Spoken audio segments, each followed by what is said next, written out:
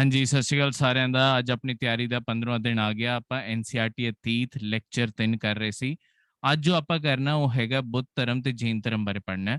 ਆਪਾਂ last lecture ਵਿੱਚ ਵੈਦਿਕ ਯੁੱਗ ਬਾਰੇ ਪੜ੍ਹ ਰਹੇ ਸੀ ਕਿ ਕਿੱਦਾਂ ਤੁਹਾਡੇ ਵੈਦਿਕ ਯੁੱਗ ਵਿੱਚ ਤੁਹਾਡੇ ਅੱਡ-ਅੱਡ ਰਿਗਵੇਦ, ਯਜੁਰਵੇਦ, ਸਾਮਵੇਦ, ਅਥਰਵਵੇਦ ਲਿਖੇ ਗਏ। ਲੋਕਾਂ ਨੇ ਅੱਡ-ਅੱਡ ਰਿਚੁਅਲ ਸੈਰੀਮਨੀਜ਼ ਵਿੱਚ ਤੁਹਾਡੇ ਵਿਸ਼ਵਾਸ ਕਰਨਾ ਕਿੱਦਾਂ ਸ਼ੁਰੂ ਕੀਤਾ, ਤੁਹਾਡਾ ਵਰਨ ਕਿੱਦਾਂ ਬਣੇ। ਪਹਿਲਾ ਵਰਨ ਤੁਹਾਡੇ ਜੋ ਤੁਸੀਂ ਕੰਮ ਕਰਦੇ ਸੀ ਉਹਦੇ ਉੱਤੇ ਬੇਸਡ ਹੁੰਦੇ ਸੀ ਤੇ ਕਿੱਦਾਂ ਕਿੱਦਾਂ ਉਹ ਜਿਹੜੇ ਤੁਸੀਂ ਪਰਿਵਾਰ ਜਨਮ ਦਿੱਤਾ ਉਸ ਦੇ ਹਿਸਾਬ ਨਾਲ ਡਿਸਕ੍ਰਿਮੀਨੇਟਰੀ ਹੋ ਗਏ, ਉਹਦੇ ਹਿਸਾਬ ਨਾਲ ਭੇਦਭਾਵ ਕਿੱਦਾਂ ਵਧੀ। ਤਾਂ ਅੱਜ ਆਪਾਂ ਇਹ ਪੜ੍ਹਨਾ ਕਿ ਦੇਖੋ ਜੇ ਆਲਰੇਡੀ ਧਰਮ ਐਗਜ਼ਿਸਟ ਕਰ ਰਿਹਾ ਸੀ, ਲੋਕ ਵੇਦਾਂ ਵਿੱਚ ਵਿਸ਼ਵਾਸ ਕਰ ਰਹੇ ਸੀ, ਤਾਂ ਤੁਹਾਡੇ ਬੁੱਧ ਤੇ ਜੈਨ ਧਰਮ ਦੀ ਲੋੜ ਹੀ ਕਿਉਂ ਪਈ ਤੇ ਧਰਮ ਕਿੱਦਾਂ ਐਗਜ਼ਿਸਟੈਂਸ ਵਿੱਚ ਆਏ। ਦੇਖੋ ਸਭ ਤੋਂ ਪਹਿਲਾਂ ਇਹਨਾਂ ਦੇ ਉਭਰਨ ਦੇ ਕਾਰਨ ਪੜ੍ਹੀਏ। ਦੇਖੋ ਜਿੰਨੇ ਵੀ ਆਪਣੇ ਰਸਮਾਂ ਸੀਗੀਆਂ, ਚਾਹੇ ਬਲੀਆਂ ਜੋ ਲੋਕੀ ਚੜਾਉਣ ਲੱਗ ਗਏ ਸੀ, ਇਹਨਾਂ ਦੇ ਕਾਰਨ ਇਹ ਬਹੁਤ ਹੀ ਜ਼ਿਆਦਾ ਕੰਪਲੈਕਸ ਚੀਜ਼ਾਂ ਸੀ। ਠੀਕ ਹੈ, ਲੋਕਾਂ ਨੂੰ ਇਹ ਆਸਾਨੀ ਨਾਲ ਸਮਝ ਨਹੀਂ ਆਉਂਦਾ ਸੀ ਕਿਉਂਕਿ ਇੱਕ ਤਾਂ ਹਰ ਚੀਜ਼ ਸੰਸਕ੍ਰਿਤ ਵਿੱਚ ਸੀਗੀ, ਸਾਰੇ ਸਾਰੇ ਵੇਦ ਸੰਸਕ੍ਰਿਤ ਵਿੱਚ ਸੀਗੇ। ਸੰਸਕ੍ਰਿਤ ਭਾਸ਼ਾ ਸਾਰਿਆਂ ਦੀ ਸਮਝ ਵਿੱਚ ਨਹੀਂ ਆਉਂਦੀ ਸੀ। ਉਸ ਜ਼ਮਾਨੇ ਵਿੱਚ ਜਿਹੜੇ ਜ਼ਿਆਦਾਤਰ ਲੋਕ ਜਿਹੜੀ ਭਾਸ਼ਾ ਬੋਲਦੇ ਸੀ ਉਹ ਪ੍ਰਾਕ੍ਰਿਤ ਜਾਂ ਪਾਲੀ ਭਾਸ਼ਾ ਬੋਲਦੇ ਸੀ। ਠੀਕ ਹੈ, ਜਿਹਦੇ ਕਾਰਨ ਤੁਹਾਡੇ ਹੁਣ ਵੇਦ ਵਿੱਚ ਕੀ ਲਿਖਿਆ ਹੋਇਆ ਉਹ ਲੋਕਾਂ ਨੂੰ ਸਮਝ ਨਹੀਂ ਆਉਂਦਾ ਸੀ। ਠੀਕ ਹੈ, ਇਸ ਕਾਰਨ ਜ਼ਿਆਦਾਤਰ ਲੋਕ ਤੁਹਾਡੇ ਸਮਝ ਹੀ ਨਹੀਂ ਪਾਉਂਦੇ ਸੀ ਕਿ ਜਿਹੜੇ ਬ੍ਰਾਹਮਣ, ਜਿਹੜੇ ਪੰਡਿਤ ਨੂੰ ਘਰੇ ਬੁਲਾਇਆ ਵੀ ਉਹ ਪੜ੍ਹ ਕੀ ਰਿਹਾ। ਠੀਕ ਹੈ, ਕਿਉਂਕਿ ਸੰਸਕ੍ਰਿਤ ਤਾਂ ਕਿਸੇ ਨੂੰ ਸਮਝ ਆਉਂਦੀ ਨਹੀਂ ਸੀ, ਸਾਰਿਆਂ ਦੀ ਆਪਣੀ ਪ੍ਰਾਕ੍ਰਿਤ ਸਭ ਤੋਂ ਮੇਨ ਲੈਂਗੁਏਜ ਸੀ। ਪ੍ਰਾਕ੍ਰਿਤ ਤੇ ਪਾਲੀ ਇਹ ਤੁਹਾਡੀਆਂ ਲੈਂਗੁਏਜਸ ਸੀਗੀਆਂ। ਤਾਂ ਲੋਕਾਂ ਨੂੰ ਹੌਲੀ ਹੌਲੀ ਧਰਮ, ਇੱਕ ਤਾਂ ਕੀ ਇਹਦੇ ਧਰਮ ਮਹਿੰਗਾ ਪੈਂਦਾ ਸੀ, ਇਹ ਸਾਰੀਆਂ ਚੀਜ਼ਾਂ, ਸਾਰੇ ਸੈਰੇਮਨੀ ਜਿੰਨਾ ਵੀ ਕੁਝ ਵੀ ਰਸਮਾਂ ਕਰਵਾਉਣੀਆਂ ਹੌਲੀ ਹੌਲੀ ਇਹ ਹੋਰ ਮਹਿੰਗੀਆਂ ਹੁੰਦੀਆਂ ਗਈਆਂ ਕਿ ਹੋਰ ਵੱਡੇ ਯਗਨ ਕਰੋ, ਹੋਰ ਜ਼ਿਆਦਾ ਸਮੱਗਰੀ ਯੂਜ਼ ਕਰੋ। ਫਿਰ ਜਿਹੜਾ ਬ੍ਰਾਹਮਣ ਤੁਸੀਂ ਪੰਡਿਤ ਘਰੇ ਬੁਲਾਇਆ ਉਹਨੂੰ ਜਾਂਦੇ ਹੋਏ ਗਿਫਟ ਵੀ ਦੇਣਾ।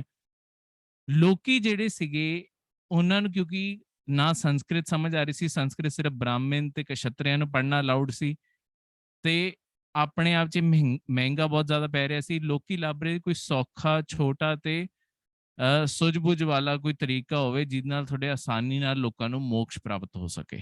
ਠੀਕ ਹੈ, ਇਹਦੇ ਨਾਲ ਇਹ ਜਿਹੜਾ ਸਾਰਾ ਦਾ ਸਾਰਾ ਜਿਵੇਂ ਜਿਵੇਂ ਵੈਦਿਕ ਏਜ ਅੱਗੇ ਅੱਗੇ ਵਧੀ, ਲੋਕਾਂ ਵਿੱਚ ਅੰਧ ਵਿਸ਼ਵਾਸ ਵੀ ਬਹੁਤ ਜ਼ਿਆਦਾ ਆਉਣ ਲੱਗ ਗਿਆ ਸੀ। ਠੀਕ ਹੈ, ਵੈਦਿਕ ਏਜ ਦੇ ਕਾਰਨ ਜਿਹੜੇ ਪੰਡਿਤ ਸੀਗੇ ਬਹੁਤ ਸਾਰੇ ਅੰਧ ਵਿਸ਼ਵਾਸ ਵਿੱਚ ਵੀ ਲੋਕਾਂ ਨੂੰ ਪਾਉਣ ਲੱਗੇ ਕਿ ਆਹ ਨਹੀਂ ਕਰੋਗੇ ਜਾਂ ਆਹ ਵਾਲਾ ਹਵਨ ਨਹੀਂ ਕਰਵਾਓਗੇ ਤਾਂ ਆਹ ਹੋ ਜਾਊਗਾ, ਆਹ ਨਹੀਂ ਕਰਵਾਇਆ ਤਾਂ ਆਹ ਹੋ ਜਾਊਗਾ। ਲੋਕਾਂ ਨੂੰ ਇਸ ਚੀਜ਼ ਨਾਲ ਵੀ ਦਿੱਕਤ ਹੋਣ ਲੱਗ ਗਈ ਸੀ ਕਿ ਹਰ ਚੀਜ਼ ਵਿੱਚ ਹੀ ਬਹੁਤ ਸਾਰੇ ਅੰਧ ਵਿਸ਼ਵਾਸ ਮੰਨਣੇ ਹੀ ਬਹੁਤ ਜ਼ਿਆਦਾ ਔਖੇ ਲੱਗਣ ਲੱਗੇ ਸੀ। ਲੋਕੀ ਕੋਈ ਇਸੇ ਲਈ ਕੋਈ ਸੌਖਾ ਆਸਾਨ ਤਰੀਕਾ ਲੱਭ ਰਹੇ ਸੀ। ਠੀਕ ਹੈ, ਦੇਖੋ ਵੈਦਿਕ ਏਜ ਵਿੱਚ ਵੀ, ਵੈਦਿਕ ਯੁੱਗ ਵਿੱਚ ਵੀ ਆਪਣੇ ਇੱਕ ਆਸਾਨ ਤਰੀਕਾ ਜ਼ਰੂਰ ਸੀ ਜਿੱਥੇ ਖਰਚਾ ਤੇ ਇਹ ਸਭ ਕੁਝ ਨਹੀਂ ਹੋਣਾ ਸੀ। ਉਹ ਸੀਗਾ ਉਪਨਿਸ਼ਦ ਪੜ੍ਹ ਕੇ। ਜਿਹੜੀਆਂ ਆਪਣੀ ਉਪਨਿਸ਼ਦ ਦੀਆਂ 108 ਉਪਨਿਸ਼ਦ ਲਿਖੇ ਗਏ, ਜਿਹੜੀਆਂ ਉਹਦੀਆਂ ਕਿਤਾਬਾਂ ਸੀਗੀਆਂ, ਉਹਨਾਂ ਨੂੰ ਪੜ੍ਹ ਕੇ ਵੀ ਹਰ ਬੰਦਾ ਇੱਕ ਮੋਕਸ਼ ਪ੍ਰਾਪਤ ਕਰਨ ਦੇ ਰਾਹ ਤੇ ਚੱਲ ਸਕਦਾ ਸੀ। ਪਰ ਉਪਨਿਸ਼ਦ ਦੀ ਆਪਣੀ ਖੁਦ ਦੀ ਇੱਕ ਬਹੁਤ ਵੱਡੀ ਜਿਹੜੀ ਪ੍ਰੋਬਲਮ ਸੀਗੀ, ਉਹ ਬਹੁਤ ਜ਼ਿਆਦਾ ਦਾਰਸ਼ਨਿਕ ਸੀਗੀ। ਉਹਨਾਂ ਫਿਲਾਸਫੀਆਂ ਬਹੁਤ ਜ਼ਿਆਦਾ ਭਰੀਆਂ ਹੋਈਆਂ ਸੀ। ਦੇਖੋ ਜਿਹੜੀ ਦਾਰਸ਼ਨਿਕ ਕਿਤਾਬਾਂ ਹੁੰਦੀਆਂ, ਜਿਹੜੀ ਫਿਲਾਸਫੀ ਹੈ, ਇਹਨੂੰ ਆਪਣੇ ਆਪ 'ਚ ਹੀ ਸਮਝਣਾ ਬਹੁਤ ਹੀ ਔਖਾ ਹੈ ਕਿਉਂਕਿ ਇਹਦੇ ਅੰਦਰ ਫਿਲਾਸਫੀ ਹਰ ਬੰਦੇ ਨੂੰ ਵੈਸੇ ਵੀ ਨਹੀਂ ਸਮਝ ਆਉਂਦੀ, ਤੇ ਇਸੇ ਕਾਰਨ ਲੋਕਾਂ ਨੂੰ ਉਪਨਿਸ਼ਦ ਵੈਸੇ ਵੀ ਸਮਝਣੇ ਔਖੇ ਲੱਗੇ। ਇਹਦੇ ਇਲਾਵਾ ਕਿਉਂਕਿ ਤੁਹਾਡੀ ਜਾਤ ਪਾਤ ਜਿਹੜੀ ਕ੍ਰੀਏਟ ਕਰਤੀ ਸੀ, ਤੁਹਾਡੇ ਵਰਨ ਜਿਹੜੇ ਬਣਾਤੇ ਸੀ, ਬ੍ਰਾਹਮਣ, ਕਸ਼ਤਰੀਆ, ਵੈਸ਼ਯ, ਸ਼ੂਦਰ, ਸਾਰਿਆਂ ਨੇ ਫਰਕ ਪਾਤਾ ਸੀ।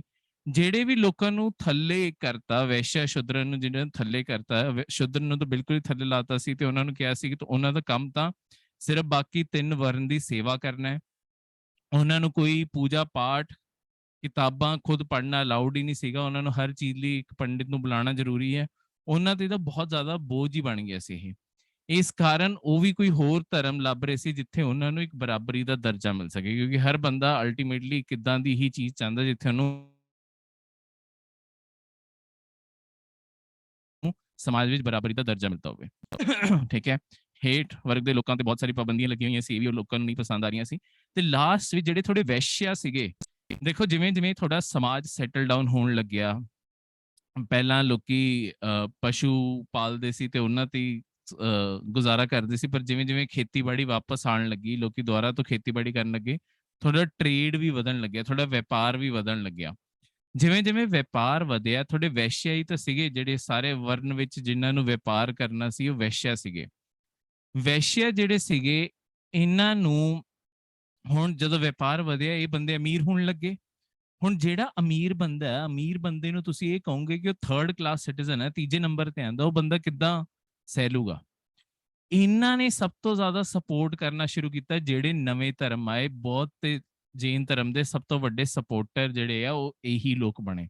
ਇਹਨਾਂ ਨੇ ਪੈਸੇ ਲਗਾਏ ਤੁਹਾਡੇ ਜਿੰਨੇ ਵੀ ਜੈਨ ਧਰਮ ਤੇ ਬੁੱਧ ਧਰਮ ਦੇ ਜਿੰਨੇ ਵੀ ਤੁਹਾਡੇ ਮਾਰਗ ਤੇ ਚੱਲਣ ਵਾਲੇ ਜਿਹੜੇ ਮਤਲਬ ਤੁਹਾਡੇ ਮੌਂਕ ਸੀਗੇ, ਠੀਕ ਹੈ, ਉਹਨਾਂ ਲਈ, ਜਿਨ੍ਹਾਂ ਨੂੰ ਆਪਾਂ ਭਿਕਸ਼ੂ ਕਹਿੰਦੇ ਕਿ ਜਗ੍ਹਾ ਜਗ੍ਹਾ ਜਾ ਕੇ ਪ੍ਰਚਾਰ ਕਰਦੇ ਸੀ, ਉਹਨਾਂ ਦੇ ਰਹਿਣ ਲਈ ਥੋੜੇ ਵਿਹਾਰ ਬਣਾਏ, ਉਹਨਾਂ ਦੇ ਮੈਡੀਟੇਸ਼ਨ ਲਈ ਚੈਤਿਆ ਹਾਲ ਬਣਾਏ, ਠੀਕ ਹੈ, ਤਾਂ ਕਿ ਬੌਧ ਤੇ ਜੈਨ ਧਰਮ ਦਾ ਜੋ ਮੈਸੇਜ ਆ ਹੋਰ ਲੋਕਾਂ ਤੱਕ ਪਹੁੰਚੇ, ਉਹ ਰਿਲੀਜਨ ਹੋਰ ਪਪੂਲਰ ਹੋਣ ਤੇ ਇਹਨਾਂ ਨੂੰ ਹੋਰ ਬਰਾਬਰੀ ਦਾ ਦਰਜਾ ਮਿਲੇ।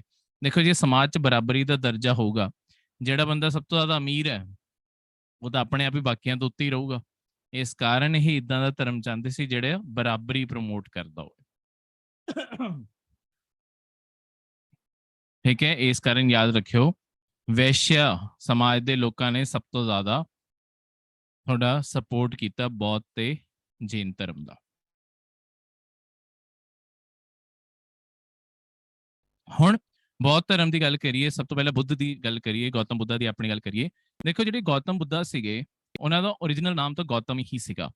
ਬੌਧ ਦਾ ਆਪਣਾ ਮਤਲਬ ਜੋ ਹੁੰਦਾ ਨਾ, ਦੇਖੋ ਬੌਧ ਕਿਸੇ ਨੂੰ ਵੀ ਆਪਾਂ ਰੈਫਰ ਕਰ ਸਕਦੇ ਹਾਂ। ਬੌਧ ਦਾ ਮਤਲਬ ਹੁੰਦਾ ਕਿਸੇ ਨੂੰ ਵੀ ਨਹੀਂ, ਮਤਲਬ ਬੌਧ ਦਾ ਮਤਲਬ ਇਹ ਹੁੰਦਾ ਹੈ ਉਹ ਇਨਸਾਨ ਜਿਹਨੂੰ ਸਾਰੀ ਦੀ ਸਾਰੀ ਨੌਲੇਜ ਮਿਲ ਗਈ ਹੈ, ਸਾਰੇ ਦੇ ਸਾਰੇ ਬ੍ਰਹਮਾਂਡ ਦੀ ਨੌਲੇਜ ਮਿਲ ਗਈ ਹੈ, ਉਸ ਬੰਦੇ ਨੂੰ ਆਪਾਂ ਬੌਧ ਕਹਿੰਦੇ ਆ ਕਿ ਉਹ ਬੁੱਧ ਬਣ ਗਿਆ, ਠੀਕ ਹੈ।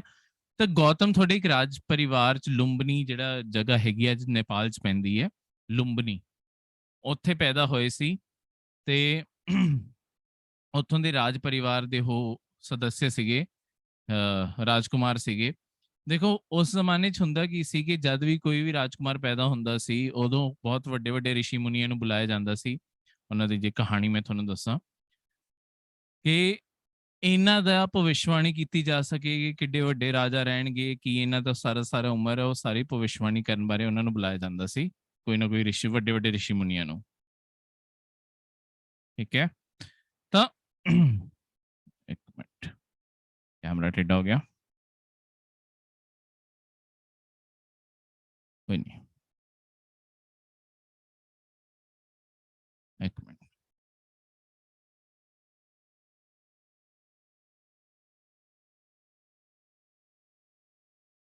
ਸ਼ਾਇਦ ਥੋੜਾ ਬੈਟਰ ਹੋ ਗਿਆ। ਦੇਖੋ ਇਹਨਾਂ ਦੇ ਜਿਹੜੇ ਰਿਸ਼ੀ ਮੁਨੀ ਨੂੰ ਇਹਨਾਂ ਦੇ ਬਰਥ ਤੇ ਬੁਲਾਇਆ ਗਿਆ ਸੀ, ਉਹਨਾਂ ਨੇ ਬਚਪਨ 'ਚ ਹੀ ਕਹਿਤਾ ਸੀ, ਜੋ ਇਹ ਹਜੇ ਪੈਦਾ ਹੋਏ ਸੀ ਉਹਨਾਂ ਨੇ ਉਦੋਂ ਹੀ ਕਹਿਤਾ ਸੀ ਕਿ ਇਹ ਜੋ ਹੈਗੇ ਗੌਤਮ ਜੋ ਤੁਹਾਡਾ ਰਾਜਕੁਮਾਰ ਹੈ, ਇੱਕ ਦਿਨ ਘਰ ਛੱਡ ਕੇ ਚਲੇ ਜਾਣਗੇ। ਤੇ ਇਸ ਚੀਜ਼ ਦੇ ਚੱਲਦੇ ਹੋਏ ਮਾਂ-ਬਾਪ ਬਹੁਤ ਜ਼ਿਆਦਾ ਡਰੇ ਰਹਿੰਦੇ ਸੀ ਤੇ ਉਹ ਉਹਨਾਂ ਨੂੰ ਘਰ ਤੋਂ ਬਾਹਰ ਹੀ ਨਹੀਂ ਜਾਣ ਦਿੰਦੇ ਸੀ, ਤਾਂ ਕਿ ਕਦੀ ਉਹ ਕਿਸੇ ਚੀਜ਼ ਦੇ ਇਨਫਲੂਐਂਸ ਵਿੱਚ ਆ ਕੇ ਘਰ ਛੱਡ ਕੇ, ਰਾਜ ਪਰਿਵਾਰ ਛੱਡ ਕੇ, ਸਭ ਕੁਝ ਛੱਡ ਕੇ ਚਲੇ ਨਾ ਜਾਣ। ਪਰ ਇੱਕ ਦਿਨ ਮਜਬੂਰੀ ਵਿੱਚ ਉਹਨਾਂ ਨੂੰ ਆਪਣਾ ਮਹਿਲ ਛੱਡ ਕੇ ਟਰੈਵਲ ਕਰਨਾ ਪਿਆ, ਯਾਤਰਾ ਕਰਨੀ ਪਈ। ਤੇ ਯਾਤਰਾ ਦੇ ਵਿੱਚ ਉਹਨਾਂ ਨੂੰ 4 ਦ੍ਰਿਸ਼ ਇਦਾਂ ਦੇ ਦਿਖੇ ਜਿਨ੍ਹਾਂ ਨੇ ਗੌਤਮ ਬੁੱਧ ਦੀ ਪੂਰੀ ਸੋਚ ਨੂੰ ਹੀ ਚੈਲੰਜ ਕਰਤਾ ਤੇ ਉਹਨਾਂ ਨੂੰ ਸੋਚਣ ਤੇ ਵਿਚਾਰ ਕਰਤਾ, ਜਿਹਦੇ ਚੱਲਦੇ ਉਹਨਾਂ ਨੇ ਫਾਈਨਲੀ ਘਰ ਛੱਡ ਵੀ ਦਿੱਤਾ ਸੀ। ਇਹ 4 ਦ੍ਰਿਸ਼ ਕੀ ਸੀਗੇ ਆ ਲਿਖੇ ਹੋਏ ਆ। ਸਭ ਤੋਂ ਪਹਿਲਾਂ ਇੱਕ ਬੁੱਢਾ ਆਦਮੀ ਉਹਨਾਂ ਨੂੰ ਦਿਖਾਈ ਦਿੱਤਾ, ਬੰਦਾ ਝੁੱਕ ਕੇ ਚੱਲ ਰਿਹਾ ਸੀ, ਠੀਕ ਹੈ, ਕੰਬ ਰਿਹਾ ਸੀ, ਬਹੁਤ ਹੀ ਜ਼ਿਆਦਾ ਤਕਲੀਫ ਵਿੱਚ ਲੱਗ ਰਿਹਾ ਸੀ।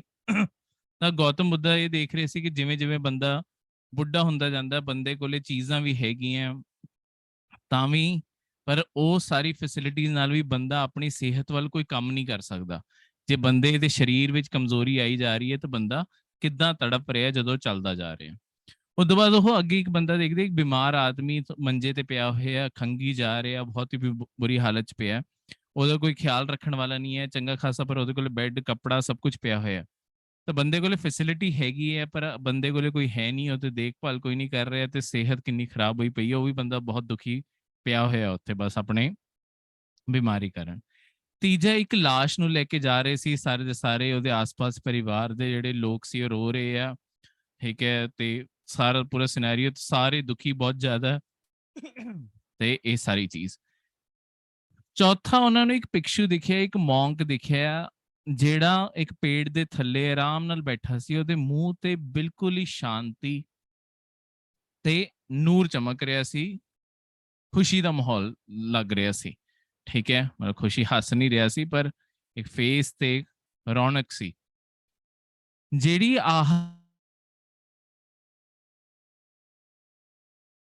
ਹੁਣ ਜਿਹੜਾ ਤੁਹਾਡਾ ਪਿਕਸ਼ੂ ਸੀ, ਗੌਤਮ ਬੁੱਧਾ ਇਹੀ ਸੋਚਣ ਮਜਬੂਰ ਹੋ ਗਏ ਕਿ ਦੇਖੋ, ਜਿਹੜੇ ਮੈਂ ਇਹ ਤੋਂ ਪਹਿਲਾਂ 3 ਲੋਕ ਦੇਖੇ, ਉਹਨਾਂ ਕੋਲ ਚੰਗੇ ਖਾਸੇ ਕੱਪੜੇ ਵੀ ਸੀਗੇ, ਸਮਾਨ ਵੀ ਸੀਗਾ, ਪਰਿਵਾਰ ਰੋ ਵੀ ਰਿਹਾ ਉਹਨਾਂ ਦੀ, ਪਰ ਹਰ ਜਗ੍ਹਾ ਦੁੱਖ ਹੀ ਦੁੱਖ ਹੈ।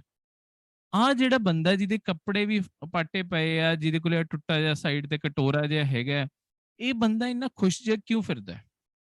ਇਹ ਜਿਹੜੀ ਚੀਜ਼ ਉਹਨਾਂ ਨੇ ਵਿਚਾਰੀ, ਇਹ ਜਿਹੜਾ ਥਾਟ ਉਹਨਾਂ ਦੇ ਮਨ ਚ ਆਇਆ ਕਿ ਇਹ ਬੰਦਾ ਇੰਨਾ ਖੁਸ਼ ਕਿਉਂ ਆ ਜਦੋਂ ਬਾਕੀ ਸਾਰਿਆਂ ਕੋਲ ਇਹ ਆ, ਇਸ ਦੇ ਚੱਲਦੇ ਹੋਏ ਹੀ ਉਹਨਾਂ ਨੇ ਆਪਣਾ ਘਰ-ਬਾਰ ਸਭ ਕੁਝ ਛੱਡਤਾ। ਤੇ 4 ਦ੍ਰਿਸ਼ ਸੀਗੇ, ਕਦੀ ਤੁਹਾਡੇ ਤੋਂ ਪੁੱਛ ਲਿਆ ਜਾਵੇ ਕਿ ਕੀ 4 ਚੀਜ਼ਾਂ ਉਹਨਾਂ ਨੇ ਦੇਖੀਆਂ ਸੀ, ਉਹ ਇਹ 4 ਚੀਜ਼ਾਂ ਦੇਖੀਆਂ ਸੀ।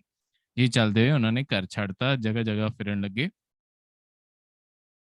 ਠੀਕ ਹੈ, ਉਹਨਾਂ ਨੇ ਬੋਧ ਗਾਇਆ ਗਏ, ਪੀਪਲ ਦੇ ਪੇੜ ਦੇ ਥੱਲੇ ਬੋਧ ਗਾਇਆ, ਬਿਹਾਰ ਚ ਪੈਂਦਾ, ਉੱਥੇ ਜਾ ਕੇ ਉਹਨਾਂ ਨੇ ਭਗਤੀ ਕੀਤੀ ਤੇ ਫਾਈਨਲੀ ਉਹਨਾਂ ਨੂੰ ਬੁੱਧਾ ਐਨਲਾਈਟਨਡ ਦਾ ਸਟੇਟਸ ਮਿਲਿਆ, ਉਹਨਾਂ ਨੂੰ ਸਾਰੀ ਨੌਲੇਜ ਪ੍ਰਾਪਤ ਹੋਈ ਹੈ। ਤੇ ਉਸ ਤੋਂ ਬਾਅਦ ਉਹਨਾਂ ਨੇ ਥੋੜਾ ਜਿਹੜੇ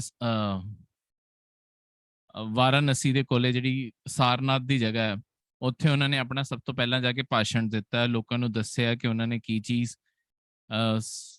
ਜਾਣੀ ਹੈ, ਉਹ ਸਾਰੀ ਚੀਜ਼ ਬਾਰੇ ਉਹਨਾਂ ਨੂੰ ਦੱਸਿਆ। ਤੇ ਫਾਈਨਲੀ ਜਿਹੜੀ ਉਹਨਾਂ ਦੀ ਡੈਥ ਹੋਈ ਸੀ, ਉਹ ਖੁਸ਼ੀ ਨਗਰ ਵਿੱਚ ਹੋਈ ਸੀ। ਖੁਸ਼ੀ ਨਾਰਾ ਵੀ ਕਹਿੰਦੇ ਆ, ਖੁਸ਼ੀ ਨਗਰ ਵੀ ਕਹਿ ਸਕਦੇ ਹੋ ਤੁਸੀਂ, ਕਿਸੇ ਵੀ ਤਰੀਕੇ ਨਾਲ ਇਹਨਾਂ ਨੂੰ ਰੈਫਰ ਕਰ ਸਕਦੇ ਹੋ। ਠੀਕ ਹੈ, ਹੁਣ ਜਦੋਂ ਇਹਨਾਂ ਦੀ ਇਹ ਜਿਹੜੀ ਜਦੋਂ ਡੈਥ ਹੋਈ ਸੀ ਨਾ, ਇਹਨਾਂ ਨੂੰ ਜਿਹੜਾ ਬੁੱਧਿਜ਼ਮ ਹੈ, ਬੁੱਧਿਜ਼ਮ ਵਿੱਚ ਆ ਜਿਹੜੀ ਡੈਥ ਹੁੰਦੀ ਹੈ, ਜਦੋਂ ਕਿਸੇ ਬੰਦੇ ਨੂੰ ਬੁੱਧਾ ਦਾ ਸਟੇਟਸ ਮਿਲਿਆ ਹੋਵੇ ਤੇ ਉਸ ਤੋਂ ਬਾਅਦ ਉਹਦੀ ਡੈਥ ਹੋਵੇ, ਉਹਨੂੰ ਰੈਫਰ ਕਰਦੇ ਹੁੰਦੇ ਆ ਕਿ ਉਸ ਬੰਦੇ ਨੂੰ ਉਹ ਪਰਿਨਿਰਵਾਣ ਮਿਲ ਗਿਆ। ਇਹ ਚੀਜ਼ ਯਾਦ ਰੱਖਿਓ, ਕਦੀ ਇਹ ਪੇਪਰ 'ਚ ਕੁਐਸਚਨ ਆ ਜਾਏ ਕਿ ਪਰਿਨਿਰਵਾਣ ਗੌਤਮ ਬੁੱਧਾ ਨੂੰ ਕਿੱਥੇ ਮਿਲਿਆ ਸੀ, ਉਹ ਖੁਸ਼। ਲਾਸਟ ਵਿੱਚ ਇਸ ਤੋਂ ਬਾਅਦ ਆਪਾਂ ਗੌਤਮ ਬੁੱਧਾ ਦੀ ਅੱਗੇ ਸਾਰੀ ਥਿਊਰੀ ਪੜਾਂਗੇ, ਪਰ ਗੌਤਮ ਬੁੱਧਾ ਨੇ ਆਪਣੀ ਪੂਰੀ ਲਾਈਫ ਕੀ ਪ੍ਰਮੋਟ ਕੀਤਾ, ਇੱਕ ਵਾਰੀ ਉਸ ਚੀਜ਼ ਬਾਰੇ ਦੱਸਾਂ। ਦੇਖੋ, ਅੱਡ-ਅੱਡ ਧਰਮਾਂ ਵਿੱਚ ਅੱਡ-ਅੱਡ ਚੀਜ਼ ਮੰਨੀ ਜਾਂਦੀ ਹੈ। ਗੌਤਮ ਬੁੱਧ ਦੀ ਬਹੁਤ ਹੀ ਚੀਜ਼ ਜੋ ਫੇਮਸ ਹੈ ਨਾ, ਉਹ ਹੈ ਕਿ ਦੇਖੋ, ਆਪਾਂ ਜਿਹੜੀ ਜ਼ਿੰਦਗੀ ਹੈ, ਆਪਾਂ 2 ਤਰੀਕੇ ਨਾਲ ਸੋਚਦੇ ਹਾਂ ਕਿ ਆਪਣਾ ਜ਼ਿੰਦਗੀ ਨੂੰ ਬਿਹਤਰ ਕਿੱਦਾਂ ਕਰ ਸਕਦੇ ਹਾਂ। ਜਾਂ ਤਾਂ ਆਪਣੀ ਜ਼ਿੰਦਗੀ ਸਭ ਕੁਝ ਹੋਵੇ ਆਪਣੇ ਕੋਲੇ, ਲਗਜ਼ਰੀ ਹੋਵੇ, ਹਰ ਚੀਜ਼ ਆਪਣੇ ਕੋਲੇ, ਠੀਕ ਹੈ, ਆਪਾਂ ਆਲੀਸ਼ਾਨ ਜੀਵਨ ਜੀ ਰਹੇ ਹਾਂ। ਠੀਕ ਹੈ, ਜਾਂ ਬਿਲਕੁਲ ਹੀ ਇਦਾਂ ਦਾ ਜੀਵਨ ਜਿੱਥੇ ਆਪਾਂ ਸਭ ਕੁਝ ਹੀ ਛੱਡ ਚੁੱਕੇ ਹਾਂ, ਸਾਰਾ ਕੁਝ ਹੀ ਆਪਾਂ ਤਿਆਗਤਾ ਤੇ ਆਪਾਂ ਇਸ ਤਰੀਕੇ ਨਾਲ। ਗੌਤਮ ਬੁੱਧਾ ਦਾ ਕਹਿਣਾ ਸੀ ਕਿ ਦੇਖੋ, ਇਹ ਦੋਨੋਂ ਜੀਵਨ ਵਿੱਚ ਹੀ ਖੁਸ਼ੀ ਨਹੀਂ ਹੈ। ਜਿਹੜੇ ਬੰਦੇ ਨੂੰ ਇਹ ਹੋਊਗਾ ਕਿ ਮੇਰੇ ਕੋਲੇ ਸਭ ਕੁਝ ਹੋਵੇ, ਉਹ ਬੰਦੇ ਦੀ ਕਦੀ ਲਾਲਚ ਹੀ ਖਤਮ ਨਹੀਂ ਹੋਊਗਾ। ਜਿਹੜੇ ਬੰਦੇ ਨੂੰ ਇਹ ਲੱਗੂਗਾ ਕਿ ਮੇਰੇ ਕੋਲੇ ਕੁਝ ਨਾ ਹੋਵੇ ਮੈਂ ਤਾਂ ਖੁਸ਼ ਰਹੂੰਗਾ, ਉਹ ਬੰਦੇ ਕੋਲੇ ਬੇਸਿਕ ਚੀਜ਼ਾਂ ਦੀ ਵੀ ਕਮੀ ਹੋਊਗੀ ਤੇ ਉਹ ਬੰਦਾ ਵੀ ਖੁਸ਼ ਨਹੀਂ ਹੋਊਗਾ। ਗੌਤਮ ਬੁੱਧ ਨੇ, ਦੇਖੋ, ਇੱਕ ਚੀਜ਼ ਤੁਸੀਂ ਵੈਸੇ ਵੀ ਸੁਣੀ ਹੋਊਗੀ, ਗੌਤਮ ਬੁੱਧਾ ਦੀ ਇੱਥੇ ਫਿਲਾਸਫੀ ਦੱਸਦਾ ਤੇ ਆਪਾਂ ਨੂੰ ਜੋ ਅਕਸਰ ਗਲਤ ਦੱਸਿਆ ਜਾਂਦਾ, ਉਸ ਚੀਜ਼ ਨੂੰ ਵੀ ਸਹੀ ਕਰਦਾ। ਆਪਾਂ ਨੂੰ ਅਕਸਰ ਕਿਹਾ ਜਾਂਦਾ ਕਿ ਜ਼ਿਆਦਾ ਵੀ ਹੱਸੋ ਨਾ, ਨਹੀਂ ਤਾਂ ਦੁੱਖ ਵੀ ਉਨੇ ਹੀ ਆਣਗੇ। ਇਦਾਂ ਨਹੀਂ ਹੁੰਦਾ ਕਿ ਕੋਈ ਦੁਨੀਆ 'ਚ ਬੈਲੈਂਸ ਹੈ ਕਿ ਜੇ ਖੁਸ਼ੀ ਆਈ ਹੈ ਤਾਂ ਦੁੱਖ ਵੀ ਆਊਗਾ, ਇਦਾਂ ਨਹੀਂ ਹੁੰਦਾ। ਬੇਸਿਕਲੀ ਇਸ ਕਹਿਣ ਦਾ ਜੋ ਇਸ ਦਾ ਅਸਲੀ ਭਾਵ ਹੈ ਨਾ, ਉਹ ਇਹੀ ਹੈ ਕਿ ਜੇ ਮੈਂ ਕਿਸੇ ਚੀਜ਼ ਨੂੰ ਖੁਸ਼ੀ ਬਹੁਤ ਜ਼ਿਆਦਾ ਮਨਾਨਾ, ਜੇ ਮੈਂ ਕਿਸੇ ਚੀਜ਼ ਤੇ ਹੱਸਦਾ ਬਹੁਤ ਜ਼ਿਆਦਾ, ਜੇ ਕਿਸੇ ਚੀਜ਼ ਨੂੰ ਲੈ ਕੇ ਮੈਂ ਬਹੁਤ ਜ਼ਿਆਦਾ ਖੁਸ਼ ਹਾਂ, ਜਿਵੇਂ ਨਵਾਂ ਫੋਨ ਲੈ ਕੇ ਆਇਆ ਜੇ, ਬਹੁਤ ਜ਼ਿਆਦਾ ਖੁਸ਼ ਹਾਂ, ਠੀਕ ਹੈ, ਛੋਟੀ ਛੋਟੀ ਚੀਜ਼ ਤੇ ਮੈਂ ਬਹੁਤ ਜ਼ਿਆਦਾ ਹੀ ਖੁਸ਼ ਹੋ ਜਾਣਾ, ਬਹੁਤ ਹੀ ਜ਼ਿਆਦਾ ਐਕਸਾਈਟਡ ਹੋ ਜਾਣਾ, ਤੇ ਜਦੋਂ ਛੋਟਾ ਜਿਹਾ ਵੀ ਦੁੱਖ ਆਊਗਾ ਨਾ ਜ਼ਿੰਦਗੀ 'ਚ, ਮੈਂ ਦੁਖੀ ਵੀ ਉਨਾ ਜ਼ਿਆਦਾ ਹੀ ਹੋਊਗਾ। ਇਹ ਜਿਹੜੀ ਸੋਚ ਹੈ, ਜਿਹੜਾ ਵਿਚਾਰ ਹੈ, ਇਹੀ ਤੁਹਾਡੇ ਗੌਤਮ ਬੁੱਧ ਨੇ ਕਿਹਾ ਸੀ ਕਿ ਇਹ ਜਿਹੜੇ ਦੋਨੋਂ ਕੋਨੇ ਹੈ ਕਿ ਹੱਦ ਤੋਂ ਜ਼ਿਆਦਾ ਕੰਟਰੋਲ ਕਰਨਾ ਸਿੱਖੋ।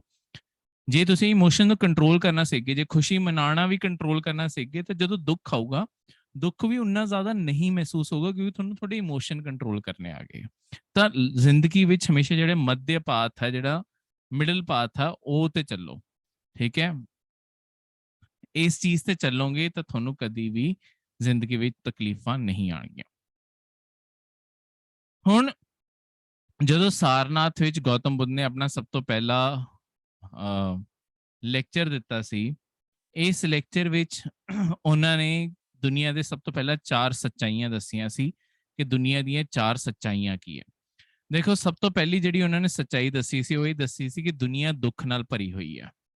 ਠੀਕ ਹੈ, ਇਹ ਦੁਨੀਆ ਦਾ ਸੱਚ ਹੈ ਕਿ ਦੁਨੀਆ ਦੁੱਖ ਨਾਲ ਭਰੀ ਹੋਈ ਹੈ। ਉਹਨਾਂ ਨੇ ਸ਼ੁਰੂਆਤ ਹੀ ਇੱਥੋਂ ਕੀਤੀ ਸੀ ਆਪਣੀ ਸਾਰੀ ਫਿਲਾਸਫੀ ਦੀ। ਦੂਜੀ ਚੀਜ਼, ਫਿਰ ਸਮੁਦਾਇ ਕਿਉਂ ਦੁੱਖ ਕਿਉਂ ਹੈ। ਉਹਨਾਂ ਨੇ ਕਿਹਾ ਕਿ ਦੇਖੋ, ਦੁੱਖ ਦਾ ਕਾਰਨ ਹੈ ਕਿਉਂਕਿ ਆਪਣੇ ਮਨ ਵਿੱਚ ਕੋਈ ਇੱਛਾਵਾਂ ਵੀ ਹੈ। ਜੇ ਹੁਣ ਮੈਂ ਕੁਝ ਇੱਛਾਵਾਂ ਰੱਖ ਕੇ ਬੈਠਾ, ਕੋਈ ਸੋਚ ਰੱਖ ਕੇ ਬੈਠਾ, ਜੇ ਮੇਰੀ ਇੱਛਾਵਾਂ ਨਹੀਂ ਪੂਰੀਆਂ ਹੁੰਦੀਆਂ ਤਾਂ ਦੁੱਖ ਤਾਂ ਹੋਊਗਾ। ਠੀਕ ਹੈ, ਜੇ ਮੈਂ ਮੰਨ ਲਓ ਲੈਟਸ ਸਪੋਜ਼ ਬੋਰਡ ਦੇ ਪੇਪਰ ਸੀਗੇ, ਬੋਰਡ ਦੇ ਪੇਪਰ 'ਚ ਬੰਦਾ ਸੋਚ ਕੇ ਬੈਠਾ ਮੇਰੇ 90% ਨੰਬਰ ਆਉਣ, 90% ਨੰਬਰ ਆਉਣ, ਪੂਰੇ ਸਾਲ ਉਹਨੇ ਇਹੀ ਉਮੀਦ ਬਣਾ ਕੇ ਰੱਖੀ ਹੋਈ ਹੈ 90% ਨੰਬਰ ਆਉਣ। ਪਰ ਜੋ ਰਿਜ਼ਲਟ ਆਇਆ ਲੈਟਸ ਸਪੋਜ਼ 70% ਨੰਬਰ ਹੀ ਆਏ, ਚੰਗੀ ਖਾਸੀ ਜਗ੍ਹਾ ਚਲੋ ਐਡਮਿਸ਼ਨ ਮਿਲ ਰਹੀ ਹੈ, ਪਰ ਬੰਦਾ ਤਾਂ ਵੀ ਖੁਸ਼ ਨਹੀਂ ਹੋਊਗਾ। ਕਿਉਂ? ਇੱਛਾ ਜੋ ਸੀ ਉਹ ਨਹੀਂ ਪੂਰੀ ਹੋਈ। ਇੱਛਾ ਜੋ ਸੀ ਉਹ ਤਾਂ 90% ਨੰਬਰ ਦੀ ਸੀ ਨਾ। ਹਰ ਦੁੱਖ ਦਾ ਕਾਰਨ ਹੀ ਇੱਛਾਵਾਂ, ਉਹਨਾਂ ਨੇ ਬੁੱਧ ਨੇ ਇਹੀ ਕਿਹਾ। ਤਾਂ ਫਿਰ ਨਿਰੋਧ ਕਿੱਦਾਂ ਪਾਈਏ ਇਸ ਸਾਰੇ ਦੁੱਖ ਤੋਂ, ਖਤਮ ਕਿੱਦਾਂ ਕਰੀਏ ਦੁੱਖ? ਉਹਨਾਂ ਨੇ ਕਿਹਾ ਸੀ ਦੇਖੋ ਜੀ, ਦੁੱਖ ਖਤਮ ਕਰਨੇ ਆ ਤਾਂ ਆਪਣੀਆਂ ਇੱਛਾਵਾਂ ਖਤਮ ਕਰਨੀਆਂ ਜ਼ਰੂਰੀ ਆ। ਜੇ ਇੱਛਾਵਾਂ ਖਤਮ ਹੋ ਜਾਣਗੀਆਂ, ਜੇ ਇੱਛਾਵਾਂ ਦੇ ਪਿੱਛੇ ਭੱਜਣਾ ਬੰਦ ਕਰ ਦੋਗੇ, ਆਪਣੇ ਆਪ ਹੀ ਦੁੱਖ ਖਤਮ ਹੋ ਜਾਣਗੇ। ਤਾਂ ਫਿਰ ਹੁਣ ਇਸ ਚੀਜ਼ ਤੇ ਚੱਲਣ ਲਈ ਮਾਰਗ ਵੀ ਦੱਸਣਾ ਜ਼ਰੂਰੀ ਹੈ। ਮਾਰਗ ਕਹਿ ਦੋ, ਮਾਰਗ ਦੱਸਣਾ ਜ਼ਰੂਰੀ ਹੈ। ਮਾਰਗ ਜਿਹੜਾ ਉਹਨਾਂ ਨੇ ਦੱਸਿਆ ਉਹ ਸੀਗਾ ਕਿ ਦੇਖੋ, ਤੁਹਾਨੂੰ ਆਪਣੀ ਜ਼ਿੰਦਗੀ 'ਚ 8 ਚੀਜ਼ਾਂ ਕਰਨੀਆਂ ਜ਼ਰੂਰੀ ਹੈ। ਜੇ ਤੁਸੀਂ ਆਹ 8 ਚੀਜ਼ਾਂ ਕਰੋਗੇ ਨਾ, ਤੁਹਾਡੇ ਆਪਣੇ ਆਪ ਹੀ ਹੌਲੀ ਹੌਲੀ ਜਿਹੜੀ ਇੱਛਾਵਾਂ ਉਹ ਖਤਮ ਹੋ ਜਾਣਗੀਆਂ ਤੇ ਤੁਸੀਂ ਕਿੱਦਾਂ ਦੀ ਸਟੇਟ ਤੇ ਪਹੁੰਚ ਜਾਓਗੇ ਜਿਹਨੂੰ ਆਪਾਂ ਨਿਰਵਾਣ ਕਹਿ ਸਕਾਂਗੇ। ਇਸੇ ਤੋਂ ਆਉਂਦਾ ਹੈ ਬੁੱਧ ਦਾ ਦਿੱਤਾ ਹੋਇਆ 8 ਗੁਣਾ ਰਸਤਾ। 8 ਚੀਜ਼ਾਂ ਜੋ ਤੁਹਾਨੂੰ ਆਪਣੀ ਜ਼ਿੰਦਗੀ 'ਚ ਕਰਨੀ ਹੈ, ਜਿਹਦੇ ਨਾਲ ਤੁਸੀਂ ਮੋਕਸ਼ ਪ੍ਰਾਪਤ ਕਰ ਲਓਗੇ। ਪਹਿਲੀ ਗੱਲ ਹੈ, ਸਹੀ ਸਮਝ ਰੱਖੋ। ਜੋ ਵੀ ਚੀਜ਼ ਨੂੰ ਸਮਝੋ ਹਮੇਸ਼ਾ ਸਹੀ ਸਮਝੋ। ਲੋਕਾਂ ਦੀ ਗੱਲਾਂ ਦਾ ਗਲਤ ਮਤਲਬ ਨਾ ਕੱਢੋ, ਫालतू 'ਚ ਗੁੱਸਾ ਨਾ ਕਰੀ ਜਾਓ ਕਿ ਉਹਨੇ ਇਹ ਬੋਲਿਆ ਹੋ ਸਕਦਾ, ਇਹ ਬੋਲਿਆ ਹੋ ਸਕਦਾ। ਹਰ ਚੀਜ਼ ਨੂੰ ਸਹੀ ਤਰੀਕੇ ਨਾਲ ਹੀ ਸੋਚੋ, ਸਹੀ ਵਿਚਾਰ ਰੱਖੋ। ਜਦ ਵੀ ਕਿਸੇ ਲਈ ਹੋਰ ਲਈ ਵਿਚਾਰ ਲੈ ਕੇ ਆਓ, ਆਪਣੇ ਲਈ ਵਿਚਾਰ ਲੈ ਕੇ ਆਓ, ਸਹੀ ਵਿਚਾਰ ਲੈ ਕੇ ਆਓ। ਕਿਸੇ ਲਈ ਬੁਰਾ ਨਾ ਮੰਨੋ, ਕੁਛ ਨਾ ਕਰੋ। ਸਹੀ ਭਾਸ਼ਣ, ਜਦ ਵੀ ਤੁਸੀਂ ਕਿਸੇ ਨੂੰ ਕੁਝ ਵੀ ਬੋਲੋ, ਕੁਝ ਵੀ ਕਰੋ, ਹਮੇਸ਼ਾ ਸਹੀ ਹੀ ਬੋਲੋ। ਕਿਸੇ ਨੂੰ ਮੰਦਾ ਨਾ ਬੋਲੋ, ਬੁਰਾ ਨਾ ਬੋਲੋ। ਠੀਕ ਕਾਰਵਾਈ, ਜਦ ਵੀ ਤੁਸੀਂ ਕੋਈ ਕੰਮ ਕਰਨਾ ਹੈ, ਚੰਗੇ ਮਨ ਨਾਲ ਕਰੋ, ਚੰਗੀ ਵਿਚਾਰਾਂ ਨਾਲ ਕਰੋ ਤੇ ਮਿਹਨਤ ਨਾਲ ਕਰੋ। ਸਹੀ ਰੋਜ਼ੀ ਰੋਟੀ, ਹਮੇਸ਼ਾ ਜੋ ਵੀ ਤੁਸੀਂ ਜ਼ਿੰਦਗੀ 'ਚ ਕੰਮ ਕਰਨਾ, ਆਪਣੀ ਰੋਜ਼ੀ ਰੋਟੀ ਜਿੱਦਾਂ ਵੀ ਕਮਾਣੀ ਹੈ, ਉਹ ਸਹੀ ਤਰੀਕੇ ਨਾਲ ਕਮਾਓ। ਚੋਰੀ ਚਕਾਰੀ ਇਹ ਸਾਰੇ ਕੰਮਾਂ 'ਚ ਨਹੀਂ ਪੈਣਾ। ਸਹੀ ਕੋਸ਼ਿਸ਼, ਜਦ ਵੀ ਜ਼ਿੰਦਗੀ 'ਚ ਕੋਈ ਵੀ ਕੋਸ਼ਿਸ਼ ਕਰਨੀ ਹੈ, ਪੂਰੀ ਮਿਹਨਤ ਨਾਲ ਕਰਨੀ ਹੈ ਤੇ ਕਿਤੇ ਵੀ ਆਲਸ ਨਹੀਂ ਮਾਰਨੀ। ਸਹੀ ਸਮਝ, ਹਰ ਚੀਜ਼ ਦੀ ਸਹੀ ਸਮਝ ਬਣਾਉਣ ਦੀ ਕੋਸ਼ਿਸ਼ ਕਰਨੀ ਹੈ। ਬਿਨਾਂ ਸਮਝ ਬਣਾਏ ਕਿਸੇ ਵੀ ਚੀਜ਼ ਨੂੰ ਜੱਜ ਕਰਨਾ ਨਹੀਂ ਸ਼ੁਰੂ ਕਰਨਾ। ਸਹੀ ਇਕਾਗਰਤਾ, ਜਦੋਂ ਕੰਸੈਂਟਰੇਸ਼ਨ ਮੈਡੀਟੇਸ਼ਨ ਕਰਨ ਬੈਣਾ ਹੈ, ਸਹੀ ਜ਼ਰੂਰੀ ਨਹੀਂ ਮੈਡੀਟੇਸ਼ਨ ਅੱਖਾਂ ਬੰਦ ਕਰਕੇ, ਚਾਹੇ ਪੜ੍ਹ ਵੀ ਰਹੇ ਹੋ, ਜੇ ਪੜ੍ਹ ਰਹੇ ਹੋ ਤੁਹਾਡਾ ਪੂਰਾ ਫੋਕਸ ਤੁਹਾਡੀ ਕਿਤਾਬ ਤੇ ਹੋਣਾ ਚਾਹੀਦਾ। ਜੇ ਲੈਕਚਰ ਜਿਵੇਂ ਹੁਣੇ ਸੁਣ ਰਹੇ ਹੋ, ਨਾਲ ਫੋਨ ਜਾਂ ਕੁਝ ਹੋਰ ਚੀਜ਼ਾਂ ਨਾ ਯੂਜ਼ ਕਰਿਓ। ਠੀਕ ਹੈ, ਕਿਸੇ ਨੂੰ ਮੈਸੇਜ ਇਹ ਸਭ ਕੁਝ ਨਾ ਪਾਓ। ਸਹੀ ਫੋਕਸ, ਜਿੱਥੇ ਕੰਸੈਂਟਰੇਸ਼ਨ ਹੈਗੀ ਹੈ ਉੱਥੇ ਹੀ ਰੱਖੋ, ਉਹੀ ਕੰਮ ਸਾਰਾ ਦਾ ਸਾਰਾ ਕਰੋ। ਇੱਧਰ ਉੱਧਰ ਆਪਣਾ ਧਿਆਨ ਨਾ ਭਟਕਣ ਦਿਓ। ਹੁਣ ਜਦੋਂ ਬੁੱਧਾ ਦੀ ਡੈਥ ਹੋਈ, ਦੇਖੋ ਬੁੱਧਿਜ਼ਮ ਨੂੰ ਫੈਲਾਉਣ ਲਈ ਬੁੱਧਾ ਨੇ ਵੀ ਤੇ ਬਾਅਦ ਈਵਨ ਜੈਨਿਜ਼ਮ ਵਿੱਚ ਤੁਹਾਡੇ ਨਾ ਸੰਘ ਬਣਾਏ ਗਏ ਸੀ। ਹੁਣ ਸੰਘ ਕੀ ਹੁੰਦੇ? ਜਿੰਨੇ ਵੀ ਤੁਹਾਡੇ ਜੈਨ ਧਰਮ ਦੇ ਜਾਂ ਬੁੱਧ ਧਰਮ ਦੇ, ਦੋਨਾਂ ਦੇ ਆਪਣੇ ਆਪਣੇ ਅੱਡ-ਅੱਡ ਸੰਘ ਸੀ। ਜਿੰਨੇ ਵੀ ਇਹਨਾਂ ਦੇ ਅੰਦਰ ਮੌਂਕ ਸੀਗੇ, ਪੰਡਿਤ ਸੀਗੇ, ਇਹਨਾਂ ਦੇ ਜਿੰਨੇ ਵੀ ਇਹਨਾਂ ਦੇ ਭਿਕਸ਼ੂ ਸੀਗੇ, ਉਹਨਾਂ ਦਾ ਜਿਹੜਾ ਆਪਣਾ ਇੱਕ ਸਮੂਹ ਹੈ, ਇੱਕ ਗੁੱਠ ਬਣਾਇਆ ਗਿਆ, ਉਹਨੂੰ ਆਪਾਂ ਸੰਘ ਕਹਿੰਦੇ ਆ। ਜਿਹੜਾ ਸੰਘ ਬਣਾਇਆ ਗਿਆ, ਗੌਤਮ ਬੁੱਧਾ ਨੇ ਓਰੀਜਨਲੀ ਬਣਾਇਆ ਸੀ ਆਪਣੇ ਬੁੱਧਿਜ਼ਮ ਲਈ, ਮਹਾਵੀਰਾਂ ਨੇ ਜੈਨਿਜ਼ਮ ਲਈ। ਉਹਨਾਂ ਦਾ ਇਹੀ ਕੰਮ ਸੀ ਕਿ ਪੂਰੇ ਭਾਰਤ ਵਿੱਚ ਅੱਡ-ਅੱਡ ਜਗ੍ਹਾ ਤੇ ਫੈਲ ਕੇ ਜਿਹੜਾ ਮੈਸੇਜ ਹੈ ਉਹ ਹਰ ਜਗ੍ਹਾ ਫੈਲਾਓ, ਲੋਕਾਂ ਨੂੰ ਇਸ ਚੀਜ਼ ਨਾਲ ਜੋੜੋ, ਪ੍ਰਚਾਰ ਕਰੋ। ਜਦੋਂ ਇਹ ਗੌਤਮ ਬੁੱਧਾ ਦੀ ਜੋ ਡੈਥ ਹੋਈ, ਹੁਣ ਇਹੀ ਜਿੰਨੇ ਵੀ ਤੁਹਾਡੇ ਭਿਕਸ਼ੂ ਸੀਗੇ, ਜਿੰਨੇ ਵੀ ਤੁਹਾਡੇ ਲੋਕ ਸੀਗੇ, ਉਹ ਸਾਰਿਆਂ ਨੂੰ, ਜਿਹੜਾ ਤੁਹਾਡੇ ਅਜਾਤ ਸ਼ਤਰੂ ਉਸ ਟਾਈਮ ਰਾਜਾ ਸੀਗਾ ਜਦੋਂ ਤੁਹਾਡੀ ਗੌਤਮ ਬੁੱਧਾ ਦੀ ਡੈਥ ਹੋਈ, ਉਹਨਾਂ ਨੇ ਆਪਣੀ ਕੈਪੀਟਲ ਰਾਜਗ੍ਰਿਹਾ, ਇੰਗਲਿਸ਼ ਵਿੱਚ ਰਹਿ ਗਿਆ, ਪੰਜਾਬੀ ਵੀ ਲਿਖਣਾ ਸੀ, ਰਾਜਗ੍ਰਿਹਾ ਵਿੱਚ ਉਹਨਾਂ ਨੇ ਸਾਰੇ ਦੇ ਸਾਰੇ ਬੌਧ ਧਰਮ ਦੇ ਜਿੰਨੇ ਵੀ ਮੰਨੇ ਹੋਏ ਤੁਹਾਡੇ ਭਿਕਸ਼ੂ ਸੀਗੇ ਉਹ ਸਾਰਿਆਂ ਨੂੰ ਇਕੱਠਾ ਕੀਤਾ, ਤੇ ਮਹਾਕਸੱਪਾ, ਇਹ ਵੀ ਇੱਕ ਬੁੱਧਾ ਦੇ ਆਪਣੇ ਖੁਦ ਦੇ ਸਟੂਡੈਂਟ ਰਹੇ ਆ, ਬੁੱਧਾ ਦੇ ਟੌਪ 5 ਸਟੂਡੈਂਟ ਰਹੇ ਆ, ਉਹਨਾਂ ਵਿੱਚ ਇੱਕ ਮਹਾਕਸੱਪਾ ਸੀਗੇ, ਇੱਕ ਤੁਹਾਡੇ ਮੋਗਲੀ ਪੁੱਤਰ ਵੀ ਸੀਗੇ, ਉਪਾਲੀ ਵੀ ਸੀਗਾ, ਠੀਕ ਹੈ, ਤੇ ਆਨੰਦਾ ਵੀ ਸੀਗਾ, ਅੱਡ ਲੋਕ ਥੋੜੇ ਰਹੇ ਆ। ਇਹ ਸਾਰਿਆਂ ਨੇ ਕੋਈ ਨਾ ਕੋਈ ਯੋਗਦਾਨ ਦਿੱਤੇ ਬਹੁਤ ਸਾਰੇ। 5 ਸਭ ਤੋਂ ਮਸ਼ਹੂਰ ਬੁੱਧਾ ਦੇ ਆਪਣੇ ਖੁਦ ਦੇ ਸਟੂਡੈਂਟ ਸੀਗੇ, 5 ਸਭ ਤੋਂ ਜ਼ਿਆਦਾ ਮਸ਼ਹੂਰ। ਤਾਂ ਤੁਹਾਡੇ ਅਜਾਤ ਸ਼ਤਰੂ ਨੇ ਸਾਰੇ ਮੌਂਕਸ ਨੂੰ ਇਕੱਠਾ ਕੀਤਾ, ਉਹਨਾਂ ਨੇ ਪਹਿਲਾ ਬੌਧ ਕਾਉਂਸਲ ਆਪਣੇ ਕੈਪੀਟਲ ਰਾਜਗ੍ਰਿਹਾ 'ਚ ਬੁਲਾਇਆ। ਉਹਨਾਂ ਨੇ ਕਿਹਾ ਕਿ ਦੇਖੋ ਹੁਣੇ ਬੁੱਧਾ ਦੀ ਡੈਥ ਹੋਈ ਹੈ, ਜੇ ਆਪਾਂ ਚਾਹੁੰਦੇ ਹਾਂ ਕਿ ਬੁੱਧਾ ਦੀਆਂ ਸਿਖਾਈਆਂ ਹੋਈਆਂ ਚੀਜ਼ਾਂ ਇੱਕ ਤਾਂ ਹਮੇਸ਼ਾ ਲਈ ਰਹਿ ਜਾਣ, ਤੇ ਦੂਜਾ ਉਹਨਾਂ ਦੀਆਂ ਜੋ ਸਿਖਾਈਆਂ ਹੋਈਆਂ ਚੀਜ਼ਾਂ ਹੈਗੀਆਂ ਉਹ ਆਉਣ ਵਾਲੀ ਜਨਰੇਸ਼ਨ ਵੀ ਪੜ੍ਹ ਸਕਣ, ਤੇ ਤੀਜੀ ਚੀਜ਼ ਜਿਹੜਾ ਉਹਨਾਂ ਨੇ ਸੰਘ ਬਣਾਇਆ ਉਹ ਚੱਲਦਾ ਰਵੇ। ਇਹ ਸਾਰੀ ਚੀਜ਼ ਲਈ ਆਪਾਂ ਨੂੰ ਹੁਣੇ ਤੋਂ ਹੀ ਇੱਕ ਤਾਂ ਬੁੱਧਾ ਦੀਆਂ ਸਿਖਾਈਆਂ ਹੋਈਆਂ ਸਾਰੀਆਂ ਚੀਜ਼ਾਂ ਲਿਖ ਲੈਣੀਆਂ ਚਾਹੀਦੀਆਂ, ਤੇ ਜਿਹੜਾ ਸੰਘ ਹੈ ਸੰਘ ਲਈ ਆਪਾਂ ਨੂੰ ਇੱਥੇ ਹੀ ਕੋਡ ਬਣਾ ਦੇਣਾ ਚਾਹੀਦਾ, ਸਾਰੇ ਰੂਲਸ ਲਿਖ ਲੈਣੇ ਚਾਹੀਦੇ ਹੈ ਕਿ ਸੰਘ ਕਿੱਦਾਂ ਕੰਮ ਕਰੂਗਾ, ਠੀਕ ਹੈ। ਇਹਦੇ ਚੱਲਦੇ ਹੋਏ ਤੁਹਾਡੇ 3 ਮਤਲਬ ਪਹਿਲਾਂ 2 ਕਿਤਾਬਾਂ ਸੂਤ ਪਿਤਿਕਾ ਤੇ ਤੁਹਾਡੀ ਵਿਨੇ ਪਿਤਿਕਾ, ਇਹ 2 ਕਿਤਾਬਾਂ ਇਹ ਤੁਹਾਡੇ ਪਹਿਲੇ ਬੌਧ ਕਾਉਂਸਲ ਵਿੱਚ ਲਿਖੀਆਂ ਗਈਆਂ, ਠੀਕ ਹੈ। ਇੱਕ ਤੁਹਾਡੀ ਉਪਾਲੀ ਦੁਆਰਾ ਲਿਖੀ ਗਈ, ਠੀਕ ਹੈ, ਦੂਜੀ ਤੁਹਾਡੀ ਆਨੰਦ ਦੁਆਰਾ ਲਿਖੀ ਗਈ ਸੀ, ਠੀਕ ਹੈ। ਜੋ ਵੀ ਚੀਜ਼ਾਂ ਬੌਧ ਨੇ ਬੁੱਧਾ ਨੇ ਪੜ੍ਹਾਈਆਂ ਸੀ, ਲੋਕਾਂ ਨੂੰ ਦੱਸੀਆਂ ਸੀ, ਸਾਰੇ ਭਿਕਸ਼ੂ ਨੂੰ ਪੁੱਛ ਕੇ ਆਨੰਦਾ ਨੇ ਇੱਕ ਸਿੰਗਲ ਕਿਤਾਬ ਲਿਖਤੀ ਜਿਹਨੂੰ ਆਪਾਂ ਸੂਤ ਪਿਤਿਕਾ ਕਹਿੰਦੇ ਆ। ਜਿਹੜਾ ਆਪਣਾ ਸਾਰਾ ਦਾ ਸਾਰਾ ਸੰਘ ਕਿੱਦਾਂ ਚੱਲਣਾ ਸੀ ਉਹਦਾ ਜਿਹੜਾ ਕੋਡ ਸੀਗਾ ਉਹ ਵਿਨੇ ਪਿਤਿਕਾ 'ਚ ਲਿਖਤਾ ਉਪਾਲੀ ਨੇ, ਜਿਹੜੇ ਵੀ ਰੂਲਸ ਰੈਗੂਲੇਸ਼ਨ ਸਭ ਕੁਝ ਹੋਣਗੇ, ਠੀਕ ਹੈ। ਦੇਖੋ ਬੌਧ ਧਰਮ ਵਿੱਚ ਨਾ ਟੋਟਲ 3 ਕਿਤਾਬਾਂ ਮੰਨੀਆਂ ਜਾਂਦੀਆਂ ਜਿਨ੍ਹਾਂ ਨੂੰ ਆਪਾਂ ਤ੍ਰਿਪਿਤਿਕਾ ਕਹਿੰਦੇ ਆ। 3 ਪਿਤਿਕਾ 3 ਕਿਤਾਬਾਂ, ਜਿਹੜੀ ਤੀਜੀ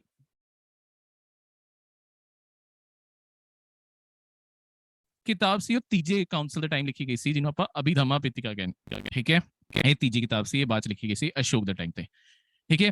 ਇਦਾਂ ਹੀ ਟੋਟਲ ਇਹ 4 ਕਾਉਂਸਲ ਹੋਏ ਆ ਅੱਡ ਟਾਈਮ ਤੇ। ਦੇਖੋ ਪਹਿਲਾਂ ਤਾਂ ਜਦੋਂ ਬੁੱਧਾ ਦੀ ਡੈਥ ਹੋਈ ਸੀ ਉਦੋਂ ਬੁਲਾਇਆ ਗਿਆ ਸੀ, ਉਸ ਤੋਂ ਬਾਅਦ ਟਾਈਮ ਟੂ ਟਾਈਮ ਅੱਡ ਮਸਲਿਆਂ ਲਈ ਕਿ ਬੌਧ ਧਰਮ ਹੋਰ ਕਿੱਦਾਂ ਵਧਾਇਆ ਜਾ ਸਕੇ ਜਾਂ ਬੌਧ ਧਰਮ ਦੇ ਅੰਦਰ ਕੋਈ ਇਸ਼ੂ ਆ ਰਹੇ ਸੀ, ਇਸ ਚੀਜ਼ ਨੂੰ ਚੱਲਦੇ ਹੋਏ ਅੱਡ ਟਾਈਮ ਤੇ ਸਾਰੇ ਦੇ ਸਾਰੇ ਭਿਕਸ਼ੂਆਂ ਨੂੰ ਇਕੱਠਾ ਕਰਕੇ ਸਾਰੇ ਕਾਉਂਸਲ ਬੁਲਾਏ ਗਏ ਆ।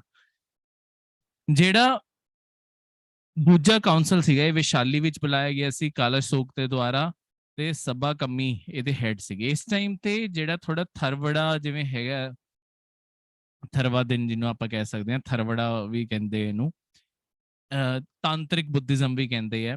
ਇਸ ਚੀਜ਼ ਇੱਥੇ ਕੁਝ ਥੋੜੇ ਜਿਹੜੇ ਭਿਕਸ਼ੂ ਸੀਗੇ ਨਾ ਉਹ ਕਹਿੰਦੇ ਕਿ ਸਾਡਾ ਜਿਹੜਾ ਵਿਸ਼ਵਾਸ ਕਰਨ ਦਾ ਤਰੀਕਾ, ਮੰਨਣ ਦਾ ਤਰੀਕਾ ਸੀ ਉਹ ਤੇ ਥੋੜਾ ਅੱਡ ਰਸਤੇ ਤੇ ਜਾਣਾ ਚਾਹੁੰਦੇ ਹਾਂ। ਇੱਥੇ ਪਹਿਲੀ ਵਾਰੀ ਬੁੱਧਿਜ਼ਮ ਦੇ ਅੰਦਰ ਥੋੜੇ ਵੰਡ ਹੋਈ ਸੀ, ਲੋਕੀ ਅੱਡ ਹੋ ਗਏ ਸੀ। ਜਿਹੜਾ ਅੱਜ ਆਪਾਂ ਦਲਾਈ ਲਾਮਾ ਤੇ ਤਿੱਬਤ ਵਿੱਚ ਮੰਨਿਆ ਜਾਣ ਵਾਲਾ ਬੁੱਧਿਜ਼ਮ ਹੈ ਉਹ ਥਰਵੜਾ ਬੁੱਧਿਜ਼ਮ ਹੈ, ਉਹ ਬੁੱਧਿਜ਼ਮ ਥੋੜਾ ਅੱਡ ਹੈ, ਠੀਕ ਹੈ। ਤੇ ਬਾਕੀ ਜਗ੍ਹਾਵਾਂ ਤੇ ਤਾਂ ਅੱਡ ਬੁੱਧਿਜ਼ਮ ਦੇ ਬਹੁਤ ਸਾਰੇ ਹਿੱਸੇ ਹੋਏ ਆ। ਇੱਥੇ ਮਹਾਸੰਘਗਾ ਤੇ ਥਰਵਦਨ ਇਹ 2 ਅੱਡ ਤੁਹਾਡੇ ਇੱਥੇ 2 ਹਿੱਸੇ ਇੱਥੇ ਹੋ ਗਏ ਸੀ। ਉਸ ਤੋਂ ਬਾਅਦ ਜਿਹੜੇ ਚੌਥਾ ਬੌਧ ਕਾਉਂਸਲ ਸੀਗਾ, परिषद कह लो या काउंसिल कह लो, ये थोड़े कनिष्क ने बुलाया सी, आज जो कश्मीर है उत्थे बुलाया सी, ठीक है। वासुमित्र ਇਹਦੇ ਹੈਡ ਸੀਗੇ, ਜਿਹੜੇ ਹੈਡ ਸੇਮ ਭਿਕਸ਼ੂ ਜਿਹਨੂੰ ਹੈਡ ਕਰ ਰਹੇ ਸੀ। ਇੱਥੇ ਕੀ ਹੋਇਆ, ਇੱਥੇ ਸਭ ਤੋਂ ਵੱਡੀ ਜਿਹੜੀ ਚੀਜ਼ ਹੋਈ ਹੈ ਉਹ ਇੱਥੇ ਹੋਈ ਹੈ। ਬੌਧ ਧਰਮ ਦੇ ਨਾ ਇੱਥੇ 2 ਹਿੱਸੇ ਹੀ ਹੋ ਗਏ। ਪਹਿਲਾਂ ਤਾਂ ਕੁਝ ਲੋਕ ਹੀ ਕੁਝ ਛੋਟੇ-ਛੋਟੇ ਗੁੱਟ ਟੁੱਟ ਕੇ ਹੀ ਗਏ ਸੀ। ਇੱਥੇ ਜਿਹੜੇ 2, ਇੱਕ ਮਹਾਯਾਨਾ ਤੇ ਇੱਕ ਹੀਨਾਯਾਨਾ। ਦੇਖੋ ਜਿਹੜਾ ਓਰੀਜਨਲੀ ਬੁੱਧਾ ਨੇ ਧਰਮ ਪ੍ਰਮੋਟ ਕੀਤਾ ਸੀ ਉਹ ਸੀਗਾ ਹੀਨਾਯਾਨਾ। ਹੀਨਾਯਾਨਾ ਕੀ ਹੈ? ਹੀਨਾਯਾਨਾ 'ਚ ਬੁੱਧਾ ਨੇ ਕਿਹਾ ਸੀ ਕਿ ਹਰ ਬੰਦੇ ਨੂੰ ਖੁਦ ਮੈਡੀਟੇਸ਼ਨ ਕਰਨੀ ਹੈ, ਖੁਦ ਸਾਰੀ 8 ਦੀਆਂ 8 ਚੀਜ਼ਾਂ ਫੋਲੋ ਕਰਨੀ ਹੈ, ਤੇ ਫਿਰ ਉਹ ਬੰਦੇ ਨੂੰ, ਯਾਨਾ ਦਾ ਮਤਲਬ ਯਾਨ ਜੋ ਹੈ, ਯਾਨ ਦਾ ਮਤਲਬ ਹੁੰਦਾ ਵਹੀਕਲ, ਉਹ ਫਿਰ ਫਾਈਨਲੀ ਖੁਦ ਉਹ ਵਾਹੀਕਲ ਹੈ, ਉਹ ਆਪਣੀ ਖੁਦ ਦੀ ਮਿਹਨਤ ਨਾਲ ਇੱਕ ਦਿਨ ਨਿਰਵਾਨ ਮੋਕਸ਼ ਪ੍ਰਾਪਤ ਕਰ ਜੂਗਾ। ਠੀਕ ਹੈ, ਤੇ ਜਿਹਨੂੰ ਨਿਰਵਾਨ, ਜਿਹਨੂੰ ਨੌਲੇਜ ਪ੍ਰਾਪਤ ਹੁੰਦੀ ਜਾਊਗੀ, ਉਹ ਫਿਰ ਪਰਿਨਿਰਵਾਨ ਵੱਲ ਕੰਸੈਂਟਰੇਸ਼ਨ ਕਰਕੇ ਪਰਿਨਿਰਵਾਨ ਵੀ ਪ੍ਰਾਪਤ ਕਰ ਜੂਗਾ। ਹੁਣ ਇੱਥੇ ਜਾਂਦੇ ਜਾਂਦੇ ਦੇਖੋ ਕਈ ਤੁਹਾਡੇ ਜਿਹੜੇ ਭਿਕਸ਼ੂ ਸੀਗੇ ਉਹ ਇਹ ਕਹਿਣ ਲੱਗੇ ਕਿ ਜਿਹੜੇ ਤੁਹਾਡੇ ਇੱਥੇ ਕਈ ਧਰਮ ਦੇ ਲੀਡਰ ਸੀਗੇ, ਉਹ ਇਹ ਕਹਿਣ ਲੱਗੇ ਕਿ ਦੇਖੋ ਬੁੱਧ ਧਰਮ ਦੀ ਜਿਹੜੀ ਫੋਲੋਇੰਗ ਆ ਉਹ ਗਿਰਦੀ ਜਾ ਰਹੀ ਹੈ। ਉਹਦਾ ਇੱਕ ਕਾਰਨ ਹੈ ਕਿਉਂਕਿ ਲੋਕਾਂ ਨੂੰ ਖੁਦ ਕਰਨਾ ਔਖਾ ਹੈ ਕਿ ਤੁਸੀਂ ਖੁਦ ਇਹ ਸਾਰੀਆਂ ਚੀਜ਼ਾਂ ਕਰੋ, ਤੁਹਾਨੂੰ ਕੋਈ ਸਮਝਾਉਣ ਵਾਲਾ ਨਹੀਂ ਹੈ, ਕੁਝ ਕਰਨ ਵਾਲਾ ਨਹੀਂ ਹੈ, ਹਰ ਬੰਦਾ ਨਹੀਂ ਕਰ ਸਕਦਾ, ਤੁਸੀਂ ਤੇ ਮੈਂ ਵੀ ਸ਼ਾਇਦ ਆਪਾਂ ਨਹੀਂ ਕਰ ਪਾਈਏ। ਤਾਂ ਇਹਨਾਂ ਦਾ ਇਹ ਕਹਿਣਾ ਸੀ ਕਿ ਆਪਾਂ ਇਹ ਕਰਾਂਗੇ ਕਿ ਦੇਖੋ ਜਿਹੜੇ ਜਿਹੜੇ ਭਿਕਸ਼ੂ ਨੂੰ ਨਿਰਵਾਨ ਮਿਲਦਾ ਜਾ ਰਿਹਾ, ਉਹਨੂੰ ਆਪਾਂ ਇੱਕ ਸਟੇਟਸ ਦਵਾਂਗੇ ਜਿਹਨੂੰ ਆਪਾਂ ਕਵਾਂਗੇ ਕਿ ਉਹ ਬੋਧੀ ਸਤਵਾ ਬਣ ਗਿਆ। ਦੇਖੋ ਬੋਧੀ ਸਤਵਾ ਕੌਣ ਹੁੰਦਾ ਹੈ? ਬੋਧੀ ਸਤਵਾ ਉਹ ਬੰਦਾ ਹੁੰਦਾ ਹੈ ਜਿਹਨੂੰ ਨੌਲੇਜ ਮਿਲ ਗਈ ਹੈ। ਠੀਕ ਹੈ,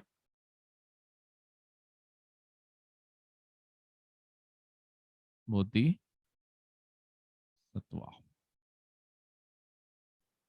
ਬੋਧੀ ਸਤਵਾ ਉਹ ਬੰਦਾ ਜਿਹਨੂੰ ਨਿਰਵਾਨ ਮਿਲ ਚੁੱਕਿਆ, ਪਰ ਇਹਨੇ ਆਪਣਾ ਪਰਿਨਿਰਵਾਣ ਪੋਸਟਪੋਨ ਕਰਤਾ ਕਿ ਹਜੇ ਮੈਂ ਬਾਅਦ ਚ ਕਰੂੰਗਾ।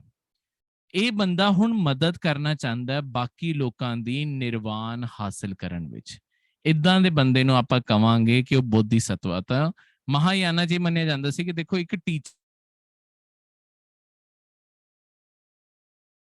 ਬਣ ਜੂਗਾ ਇਹ ਬੰਦਾ ਤੇ ਬਾਕੀਆਂ ਨੂੰ ਸਿਖਾਊਗਾ ਕਿ ਕਿਸ ਚੀਜ਼ ਨੂੰ ਚੱਲਦੇ ਲੜਾਈ ਹੋਗੀ ਕਿ ਓਰੀਜਨਲ ਬੁੱਧਾ ਦਾ ਬੁੱਧਿਜ਼ਮ ਇਹੀ ਸੀ। ਹੀਨਾਯਾਨਾ ਦੇ ਅਸ਼ੋਕਾ ਨੇ ਵੀ ਜਿਹੜਾ ਮੰਨਿਆ ਸੀ ਉਹ ਹੀਨਾਯਾਨਾ ਹੀ ਸੀ, ਪਰ ਬਾਅਦ ਵਿੱਚ ਇੱਥੇ ਇਹ ਤੇ ਵੀ ਫਰਕ ਆ ਗਿਆ ਕਿ ਕਈ ਲੋਕ ਮਹਾਯਾਨਾ ਚ ਮੰਨਣ ਲੱਗੇ ਤੇ ਇਸ ਤੋਂ ਬਾਅਦ ਬੌਧ ਧਰਮ ਦੇ ਦੋ ਹਿੱਸੇ ਹੋ ਗਏ। ਕਈ ਲੋਕ ਹੀਨਾਯਾਨਾ, ਜਿਹੜੇ ਲੋਕ ਕਹਿੰਦੇ ਸੀ ਕਿ ਟੀਚਰ ਹੋਣਾ ਚਾਹੀਦਾ, ਟੀਚਰ ਸਿਖਾਊਗਾ ਉਹ ਸਭ ਕੁਝ। ਤਾਂ ਬੋਧੀ ਸਤਵਾ ਤੁਹਾਨੂੰ ਆਪਣੇ ਆਪ ਚ ਕਦੇ ਟਰਮੀਨੋਲੋਜੀ ਪੇਪਰ ਚ ਆ ਸਕਦੀ ਆ। ਬੋਧੀ ਸਤਵਾ ਉਹ ਇਨਸਾਨ ਹੁੰਦਾ ਹੈ ਜਿਹਨੂੰ ਸੈਮੀ ਬੁੱਧਾਹੁਡ, ਜਿਹਨੂੰ ਨੌਲੇਜ ਨਿਰਵਾਨ ਮਿਲ ਗਿਆ, ਪਰ ਉਹ ਹਜੇ ਫਾਈਨਲ ਪਰਿਨਿਰਵਾਣ ਉਹਨੇ ਆਪਣਾ ਪੋਸਟਪੋਨ ਕਰਤਾ ਤਾਂ ਕਿ ਉਹ ਬਾਕੀਆਂ ਨੂੰ ਵੀ ਸਿਖਾ ਸਕੇ ਕਿ ਨਿਰਵਾਣ ਕਿੱਦਾਂ ਪ੍ਰਾਪਤ ਕਰਨਾ ਹੈ। ਠੀਕ ਹੈ, ਇਸੇ ਦੇ ਚੱਲਦੇ ਹੋਏ ਜਿਹੜੀਆਂ ਤੁਹਾਡੀਆਂ ਹੁਣ ਮੋਨੈਸਟਰੀਜ਼ ਇਹ ਸਭ ਕੁਝ ਬਣੀਆਂ, ਉਹ ਇਸੇ ਲਈ ਬਣੀਆਂ, ਉੱਥੇ ਲੋਕੀ ਜਾ ਕੇ ਸਿੱਖ ਸਕਦੇ ਆ ਕਿੱਦਾਂ ਫਾਈਨਲੀ ਮੋਕਸ਼ ਪ੍ਰਾਪਤ ਕਰਨਾ ਹੈ, ਕਿੱਦਾਂ ਸਭ ਕੁਝ ਗਿਵ ਅਪ ਕਰਨਾ ਹੈ, ਕਿੱਦਾਂ ਕੰਸੈਂਟਰੇਸ਼ਨ ਕਰਨੀ ਹੈ, ਉਹ ਸਭ ਕੁਝ ਉੱਥੇ ਸਿਖਾਇਆ ਜਾਂਦਾ ਹੈ। ਠੀਕ ਹੈ, ਉਹ ਮਹਾਯਾਨਾ ਦੇ ਪ੍ਰਿੰਸੀਪਲ ਹੈ। ਹੀਨਾਯਾਨਾ ਚ ਹਰ ਬੰਦਾ ਆਪਣਾ ਖੁਦ ਦੀ ਮਿਹਨਤ ਕਰੂਗਾ, ਆਪਣੇ ਖੁਦ ਦੇ ਬਲਬੂਤੇ ਤੇ ਸਾਰਾ ਕੰਮ ਕਰੂਗਾ। ਨੈਕਸਟ ਅੱਗੇ ਵਧਦੇ ਹੋਏ ਦੇਖੋ ਹੁਣ 3 ਚਾਈਨੀਜ਼ ਜਿਹੜੇ ਚੀਨੀ ਯਾਤਰੀ ਸੀਗੇ ਉਹ ਭਾਰਤ ਵਿੱਚ ਆਏ। ਕਾਫੀ 3 ਜਾਣੇ ਮਸ਼ਹੂਰ ਹੈ ਕਿਉਂਕਿ ਇਹ ਪੈਦਲ ਚੱਲ ਕੇ ਭਾਰਤ ਵਿੱਚ ਆਏ ਸੀ। ਇਹਨਾਂ ਨੇ ਭਾਰਤ ਵਿੱਚ ਬਹੁਤ ਸਾਰੀਆਂ ਚੀਜ਼ਾਂ ਭਾਰਤ ਦੇ ਅੰਦਰੋਂ ਰਿਕਾਰਡ ਲਿਖੇ ਹੈ ਤੇ ਭਾਰਤ ਦੇ ਜੋ ਖੁਦ ਦੇ ਹਾਲਾਤ ਸੀ ਉਹ ਵੀ ਲਿਖੇ ਹੈ ਤੇ ਕਿਹੜੇ ਕਿਹੜੇ ਕਿੰਗਡਮ ਐਗਜ਼ਿਸਟ ਕਰਦੇ ਸੀ ਕਈਆਂ ਨੇ ਉਹਦੇ ਬਾਰੇ ਵੀ ਲਿਖਿਆ। ਤੇ ਇਸ ਚੀਜ਼ ਦਾ ਤੁਹਾਨੂੰ ਕਦੀ ਨਾ ਕਦੀ ਕੁਐਸਚਨ ਆ ਸਕਦਾ। ਆਪਾਂ ਜਦੋਂ ਮੇਨ ਇਤਿਹਾਸ ਪੜਾਂਗੇ ਉਦੋਂ ਆਪਾਂ ਇਹ ਸਾਰਿਆਂ ਬਾਰੇ ਡਿਟੇਲ ਪੜਾਂਗੇ ਕਿ ਇਹਨਾਂ ਨੇ ਕੀ ਲਿਖਿਆ, ਪਰ ਹਜੇ ਲਈ ਤੁਹਾਨੂੰ ਕਦੀ ਪੇਪਰ ਵਿੱਚ ਜੇ ਸੀਕੁਐਂਸ ਆ ਜੇ ਕੌਣ ਸਭ ਤੋਂ ਪਹਿਲਾਂ ਆਇਆ ਸੀ, ਕੌਣ ਉਦੋਂ ਬਾਅਦ ਆਇਆ, ਕੌਣ ਉਦੋਂ ਬਾਅਦ ਆਇਆ, ਇਸ ਲਈ ਆਹ ਕੁਐਸਚਨ ਆਪਾਂ ਨੂੰ ਸਭ ਤੋਂ ਪਹਿਲਾਂ ਆਨਸਰ ਕਰਨਾ ਜ਼ਰੂਰੀ ਹੈ। ਫਾਹੀਨ ਸਭ ਤੋਂ ਪਹਿਲਾਂ ਆਏ ਸੀ। ਗੁਪਤਾ ਜਦੋਂ ਆਪਣਾ ਗੁਪਤਾ ਸਮਰਾਜ ਸੀਗਾ ਉਦੋਂ ਆਏ ਸੀ। ਜ਼ੁਆਨਜ਼ਾਂਗ ਜਿਹੜੇ ਸੀਗੇ ਇਹ ਜਦੋਂ ਹਰਸ਼ਵਰਧਨਾ ਦਾ ਕਿੰਗ, ਮੈਡੀਵਲ ਇੰਡੀਆ ਜਦੋਂ ਆਪਣੇ ਰਾਜਪੂਤਾਂ ਦਾ ਰਾਜ ਸੀਗਾ ਤੇ ਦਿੱਲੀ ਸਲਤਨਤ ਸ਼ੁਰੂ ਹੋਣ ਵਾਲੀ ਸੀ, ਉਸ ਟਾਈਮ ਤੁਹਾਡੇ ਈ ਕਿੰਗ ਇੰਡੀਆ ਵਿੱਚ ਆਏ ਸੀ, ਭਾਰਤ ਵਿੱਚ ਆਏ ਸੀ। ਠੀਕ ਹੈ, ਭਾਰਤ ਵਿੱਚ ਕਿਉਂ ਆਏ ਸੀ? ਕਿਉਂਕਿ ਬੁੱਧਾ ਇੱਧਰ ਪੈਦਾ ਹੋਏ ਸੀ। ਇਹ ਬੁੱਧਾ ਦੀ ਓਰੀਜਨਲ ਜਿਹੜੀ ਜਨਮ ਭੂਮੀ ਆ ਉਹਨੂੰ ਵਿਜ਼ਿਟ ਕਰਨਾ ਚਾਹੁੰਦੇ ਸੀ। ਜਿਹੜੇ ਸਭ ਤੋਂ ਪੁਰਾਣੇ ਰਿਕਾਰਡ ਹੈ ਉਹਨਾਂ ਨੂੰ, ਜਿਹੜੀ ਚੀਨੀ ਭਾਸ਼ਾ ਉਹਨੂੰ ਮੈਂਡਰਿਨ ਕਹਿੰਦੇ ਆ, ਉਹ ਚ ਕਨਵਰਟ ਕਰਕੇ ਵਾਪਸ ਚਾਈਨਾ ਲੈ ਕੇ ਜਾਣਾ ਚਾਹੁੰਦੇ ਸੀ। ਖੁਦ ਲਿਖ ਕੇ ਆਪਣੇ ਖੁਦ ਦੇ ਰਿਕਾਰਡ ਵਾਪਸ ਲੈ ਕੇ ਜਾਣਾ ਚਾਹੁੰਦੇ ਸੀ ਤਾਂ ਕਿ ਉੱਥੇ ਵੀ ਹੋਰ ਲੋਕਾਂ ਨੂੰ ਦੱਸ ਸਕਣ। ਠੀਕ ਹੈ, ਇਹ ਸਾਰੀ ਚੀਜ਼ ਲਈ ਭਾਰਤ ਵਿੱਚ ਆਈ ਸੀ। ਹੁਣ ਵਰਧਮਨ ਮਹਾਵੀਰਾ ਬਾਰੇ ਗੱਲ ਕਰੀਏ। ਦੇਖੋ ਤੁਹਾਨੂੰ ਉਸ ਤੋਂ ਪਹਿਲਾਂ ਇੱਕ ਜੈਨਿਜ਼ਮ ਦੀ ਗੱਲ ਚੀਜ਼ ਬਾਰੇ ਦੱਸਾਂ। ਜਿਵੇਂ ਸਿੱਖੀਜ਼ਮ ਵਿੱਚ ਤੁਹਾਡੇ ਗੁਰੂਆਂ ਦੇ ਪ੍ਰਿੰਸੀਪਲ ਹੈ ਕਿ 10 ਗੁਰੂ ਤੁਹਾਡੇ ਰਹੇ ਆ ਸਿੱਖੀਜ਼ਮ ਵਿੱਚ। ਥੋੜਾ ਜੈਨ ਧਰਮ ਵੀ ਜਿਹੜਾ ਹੈ ਨਾ, ਜੈਨ ਧਰਮ ਵੀ ਬਹੁਤ ਪੁਰਾਣਾ ਧਰਮ ਹੈ, ਬਹੁਤ ਜ਼ਿਆਦਾ, ਮਤਲਬ ਬੁੱਧਿਜ਼ਮ ਤੋਂ ਜ਼ਿਆਦਾ ਪੁਰਾਣਾ ਧਰਮ ਹੈ, ਪਰ ਇਹਨੂੰ ਕਦੀ ਧਰਮ ਦਾ ਰੂਪ ਨਹੀਂ ਦਿੱਤਾ। ਠੀਕ ਹੈ, ਪਹਿਲਾਂ ਸਟਾਰਟਿੰਗ ਵਿੱਚ ਇਹਨੂੰ ਜੈਨ ਧਰਮ ਨੂੰ ਧਰਮ ਦਾ ਰੂਪ ਦੇਣ ਵਾਲੇ ਵਰਧਮਨ ਮਹਾਵੀਰ ਸੀਗੇ। ਇਦੋਂ ਪਹਿਲਾਂ ਕਿਸੇ ਨੇ ਇਹਨੂੰ ਧਰਮ ਦਾ ਰੂਪ ਨਹੀਂ ਦਿੱਤਾ। ਠੀਕ ਹੈ। ਪਰ ਇਦੋਂ ਪਹਿਲਾਂ ਵੀ ਜਿਹੜਾ ਜੈਨਿਜ਼ਮ ਧਰਮ ਹੈ ਨਾ, ਇਹਦੇ ਅੰਦਰ ਵੀ ਗੁਰੂ ਦਾ ਪ੍ਰਿੰਸੀਪਲ, ਇਹਦੇ ਅੰਦਰ ਵੀ ਬਹੁਤ ਸਾਰੇ ਗੁਰੂ ਰਹੇ ਜਿਹੜੇ ਵਰਧਮਨ ਮਹਾਵੀਰ ਸੀਗੇ। ਉਹ 24th 24ਵੇਂ ਤੀਰਥਨਕਾਰ ਸੀ, ਉਹ 24ਵੇਂ ਗੁਰੂ ਸੀਗੇ। ਇਹਨਾਂ ਨੇ ਫਾਈਨਲੀ ਜਾ ਕੇ ਇਹਨੂੰ ਰਿਲੀਜਨ ਦਾ ਰੂਪ ਦਿੱਤਾ। ਇਦੋਂ ਪਹਿਲਾਂ ਕਿਸੇ ਨੇ ਵੀ ਰਿਲੀਜਨ ਦਾ ਰੂਪ ਨਹੀਂ ਦਿੱਤਾ ਸੀ। ਇਦੋਂ ਪਹਿਲਾਂ ਅੱਡ-ਅੱਡ ਤੁਹਾਡੇ ਤੀਰਥਨਕਾਰ ਰਹੇ ਆ ਤੁਹਾਡੇ ਜੈਨਿਜ਼ਮ ਵਿੱਚ, ਜਿਨ੍ਹਾਂ ਨੂੰ ਮੰਨਿਆ ਜਾਂਦਾ ਸੀ ਕਿ ਉਹਨਾਂ ਦੇ ਅੰਦਰ ਅੱਡ-ਅੱਡ ਸ਼ਕਤੀਆਂ ਸੀਗੀਆਂ, ਇਹ ਸਭ ਕੁਝ ਸੀ। ਠੀਕ ਹੈ, ਜੈਨਿਜ਼ਮ 'ਚ ਇਸ ਸਾਰੀ ਚੀਜ਼ ਦਾ ਵਿਸ਼ਵਾਸ ਹੈ। ਤੇ 24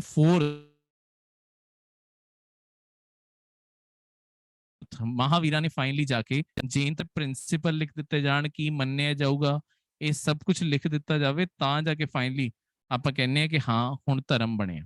ਉਦੋਂ ਪਹਿਲਾਂ ਧਰਮ ਨਹੀਂ ਐਗਜ਼ਿਸਟੈਂਸ ਵਿੱਚ ਆਉਂਦਾ, ਉਦੋਂ ਪਹਿਲਾਂ ਤਾਂ ਤੁਹਾਡੇ ਕੁਝ ਲੋਕ ਰਹੇ ਜਿਨ੍ਹਾਂ ਦੇ ਅੰਦਰ ਬਾਕੀ ਵਿਸ਼ਵਾਸ ਕਰਦੇ ਸੀ। ਧਰਮ ਉਦੋਂ ਐਗਜ਼ਿਸਟੈਂਸ ਵਿੱਚ ਆਉਂਦਾ ਜਦੋਂ ਕੋਈ ਕਿਤਾਬ ਲਿਖਦੀ ਜਾਵੇ, ਕੋਈ ਪ੍ਰਿੰਸੀਪਲ ਬਣਾ ਦਿੱਤੇ ਜਾਣ ਕਿ ਹਰ ਬੰਦੇ ਨੂੰ ਆਹ ਮੰਨਣਾ, ਇਹ ਸਾਰੀ ਚੀਜ਼ ਇਦਾਂ ਧਰਮ ਐਗਜ਼ਿਸਟੈਂਸ ਵਿੱਚ ਆਉਂਦੇ ਆ।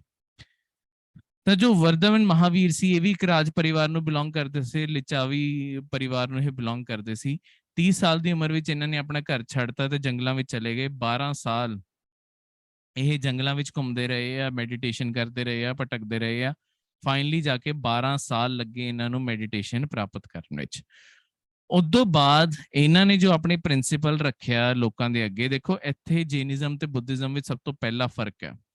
ਫਰਕ ਇਹ ਹੈ ਕਿ ਦੇਖੋ ਜਿਹੜਾ ਜੈਨਿਜ਼ਮ, ਆਪਾਂ ਇਦੋਂ ਪਹਿਲਾਂ ਬੁੱਧਿਜ਼ਮ ਪੜ੍ਹਿਆ, ਬੁੱਧਿਜ਼ਮ ਵਿੱਚ ਮੈਂ ਤੁਹਾਨੂੰ ਦੱਸਿਆ ਮੱਧੇ ਮਾਰਗ ਫੋਲੋ ਕਰਨਾ ਹੈ, centre path, middle path follow ਕਰਨਾ ਹੈ ਤੁਹਾਨੂੰ ਲਾਈਫ ਵਿੱਚ। ਤੁਹਾਨੂੰ ਸਭ ਕੁਝ ਛੱਡਣ ਦੀ ਵੀ ਲੋੜ ਨਹੀਂ ਹੈ, ਪਰ ਸਭ ਕੁਝ ਲਾਲਚੀ ਹੋਣ ਦੀ ਵੀ ਲੋੜ ਨਹੀਂ ਹੈ। ਪਰ ਜਿਹੜਾ ਜੈਨ ਧਰਮ ਸੀ, ਇਹ 'ਚ ਇਹੀ ਕਿਹਾ ਜਾਂਦਾ ਸੀ, ਵਰਧਮਨ ਮਹਾਵੀਰ ਨੇ ਇਹੀ ਪ੍ਰਿੰਸੀਪਲ ਰੱਖਿਆ ਕਿ ਜਿਹੜਾ ਬੰਦਾ ਵੀ ਮੋਕਸ਼ ਪ੍ਰਾਪਤ ਕਰਨਾ ਚਾਹੁੰਦਾ, ਉਹਨੂੰ ਸਭ ਤੋਂ ਪਹਿਲਾਂ ਆਪਣਾ ਘਰ ਛੱਡ ਕੇ ਜਾਣਾ ਪਊਗਾ। ਠੀਕ ਹੈ, ਜਿਹੜਾ ਬੰਦਾ ਘਰ ਛੱਡ ਪਾਊਗਾ, ਜਿਹੜਾ ਬੰਦਾ ਚਲਾ ਜਾਊਗਾ, ਉਹੀ ਬੰਦਾ ਫਾਈਨਲੀ ਤੁਹਾਡੇ ਮੋਕਸ਼ ਪ੍ਰਾਪਤ ਕਰ ਸਕਦਾ ਹੈ। ਠੀਕ ਹੈ। ਦੂਜਾ ਜਿਹੜਾ ਸਭ ਤੋਂ ਇੰਪੋਰਟੈਂਟ ਪ੍ਰਿੰਸੀਪਲ ਇਹਨਾਂ ਦੇ ਟਾਈਮ ਤੇ ਰਿਹਾ, ਉਹ ਹੈਗਾ ਅਹਿੰਸਾ ਦਾ ਪ੍ਰਿੰਸੀਪਲ। ਠੀਕ ਹੈ, ਜੋ ਜੈਨਿਜ਼ਮ ਦਾ ਦੂਜਾ ਸਭ ਤੋਂ ਇੰਪੋਰਟੈਂਟ ਪ੍ਰਿੰਸੀਪਲ ਹੈ, ਉਹ ਹੈਗਾ ਅਹਿੰਸਾ। ਕੋਈ ਵੀ ਕਿਸੇ ਦੇ ਖਿਲਾਫ ਵੀ ਤੁਹਾਨੂੰ ਵਾਇਲੈਂਸ ਨਹੀਂ ਕਰਨੀ, ਕਿਸੇ ਨੂੰ ਵੀ ਮਾਰਨਾ ਨਹੀਂ, ਕੁਝ ਨਹੀਂ ਕਰਨਾ। ਇਹ ਇੱਕ ਬਹੁਤ ਵੱਡਾ ਕਾਰਨ ਹੈ ਜਿਹੜੇ ਤੁਹਾਡੇ ਕਿਸਾਨ ਹੈ ਨਾ, ਕਿਸਾਨ ਕਦੀ ਵੀ ਜੈਨਿਜ਼ਮ ਧਰਮ ਦੇ ਫੋਲੋਅਰ ਨਹੀਂ ਬਣੇ।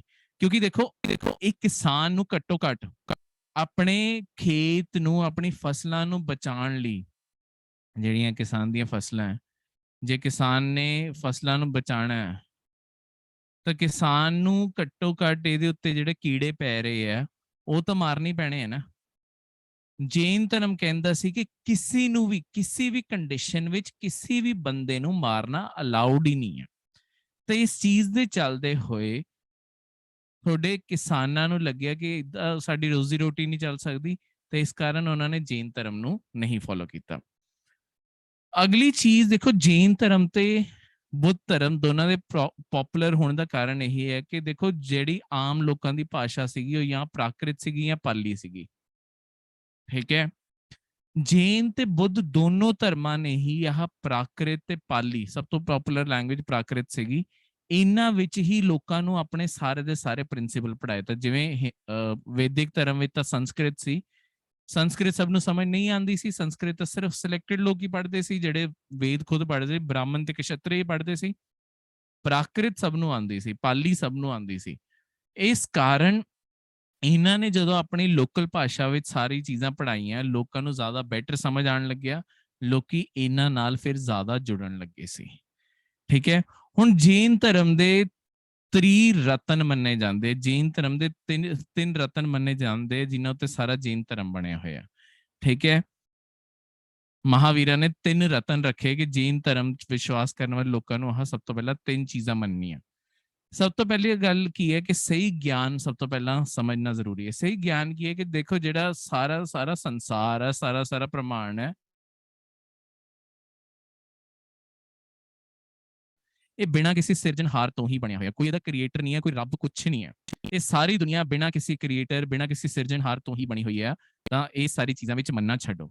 ਦੂਜੀ ਗੱਲ, ਜਿਹੜੇ ਵੇਦ ਹੈ, ਦੇਖੋ ਲੋਕਾਂ ਦਾ ਪਹਿਲਾਂ ਵੇਦਾਂ ਵਿੱਚ ਬਹੁਤ ਜ਼ਿਆਦਾ ਵਿਸ਼ਵਾਸ ਸੀ। ਮਹਾਵੀਰਾਂ ਨੇ ਕਿਹਾ ਕਿ ਦੇਖੋ ਜਿਹੜੇ ਵੇਦ ਹੈ, ਵੇਦ ਵੀ ਗਲਤ ਹੋ ਸਕਦੇ ਆ।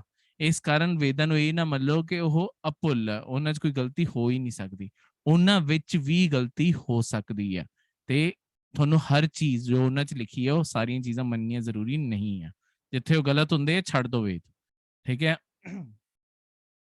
ਤੇ ਜਿਹੜੀ ਤੀਜੀ ਚੀਜ਼ ਹੈ ਉਹ ਇਹ ਲਿਖਿਆ ਕਿ ਹਰ ਜੀਵ ਤੇ ਨਿਰਜੀਵ, ਚਾਹੇ ਥੋੜੀ ਲਿਵਿੰਗ ਚੀਜ਼ ਹੈ ਚਾਹੇ ਨॉन ਲਿਵਿੰਗ ਚੀਜ਼ ਹੈ, ਹਰ ਚੀਜ਼ ਵਿੱਚ ਆਤਮਾ ਹੈ, ਠੀਕ ਹੈ। ਜਿਵੇਂ ਹਰ ਇਨਸਾਨ, ਹਰ ਜਾਨਵਰ, ਹਰ ਪੇੜ ਦੇ ਅੰਦਰ ਵੀ ਆਤਮਾ ਹੈ, ਪਰ ਉਹਦੇ ਨਾਲ ਨਾਲ ਜਿਹੜੇ ਤੁਹਾਡੇ ਅੱਗੇ ਟੇਬਲ ਪਿਆ, ਤੁਹਾਡੀ ਕੁਰਸੀ ਤੇ ਤੁਸੀਂ ਬੈਠੇ ਹੋ, ਬੈੱਡ ਤੇ ਬੈਠੇ ਹੋ, ਫੋਨ ਚਲਾ ਰਹੇ ਹੋ, ਮਹਾਵੀਰਾ ਦਾ ਕਹਿਣਾ ਹੈ ਹਰ ਚੀਜ਼ ਵਿੱਚ ਆਤਮਾ ਹੈ। ਤੇ ਜੇ ਤੁਸੀਂ ਨਿਰਵਾਣ ਪ੍ਰਾਪਤ ਕਰਨਾ ਚਾਹੁੰਦੇ ਹੋ, ਹਰ ਚੀਜ਼ ਦੀ ਇੱਜ਼ਤ ਕਰਨਾ ਸਿੱਖੋ, ਕਿਉਂਕਿ ਆਤਮਾ ਹਰ ਚੀਜ਼ ਦੇ ਅੰਦਰ ਹੈ ਤੇ ਇਹੀ ਆਤਮਾ ਨੂੰ ਤੁਸੀਂ ਅਲਟੀਮੇਟਲੀ ਖੁਸ਼ ਕਰਨਾ ਹੈ,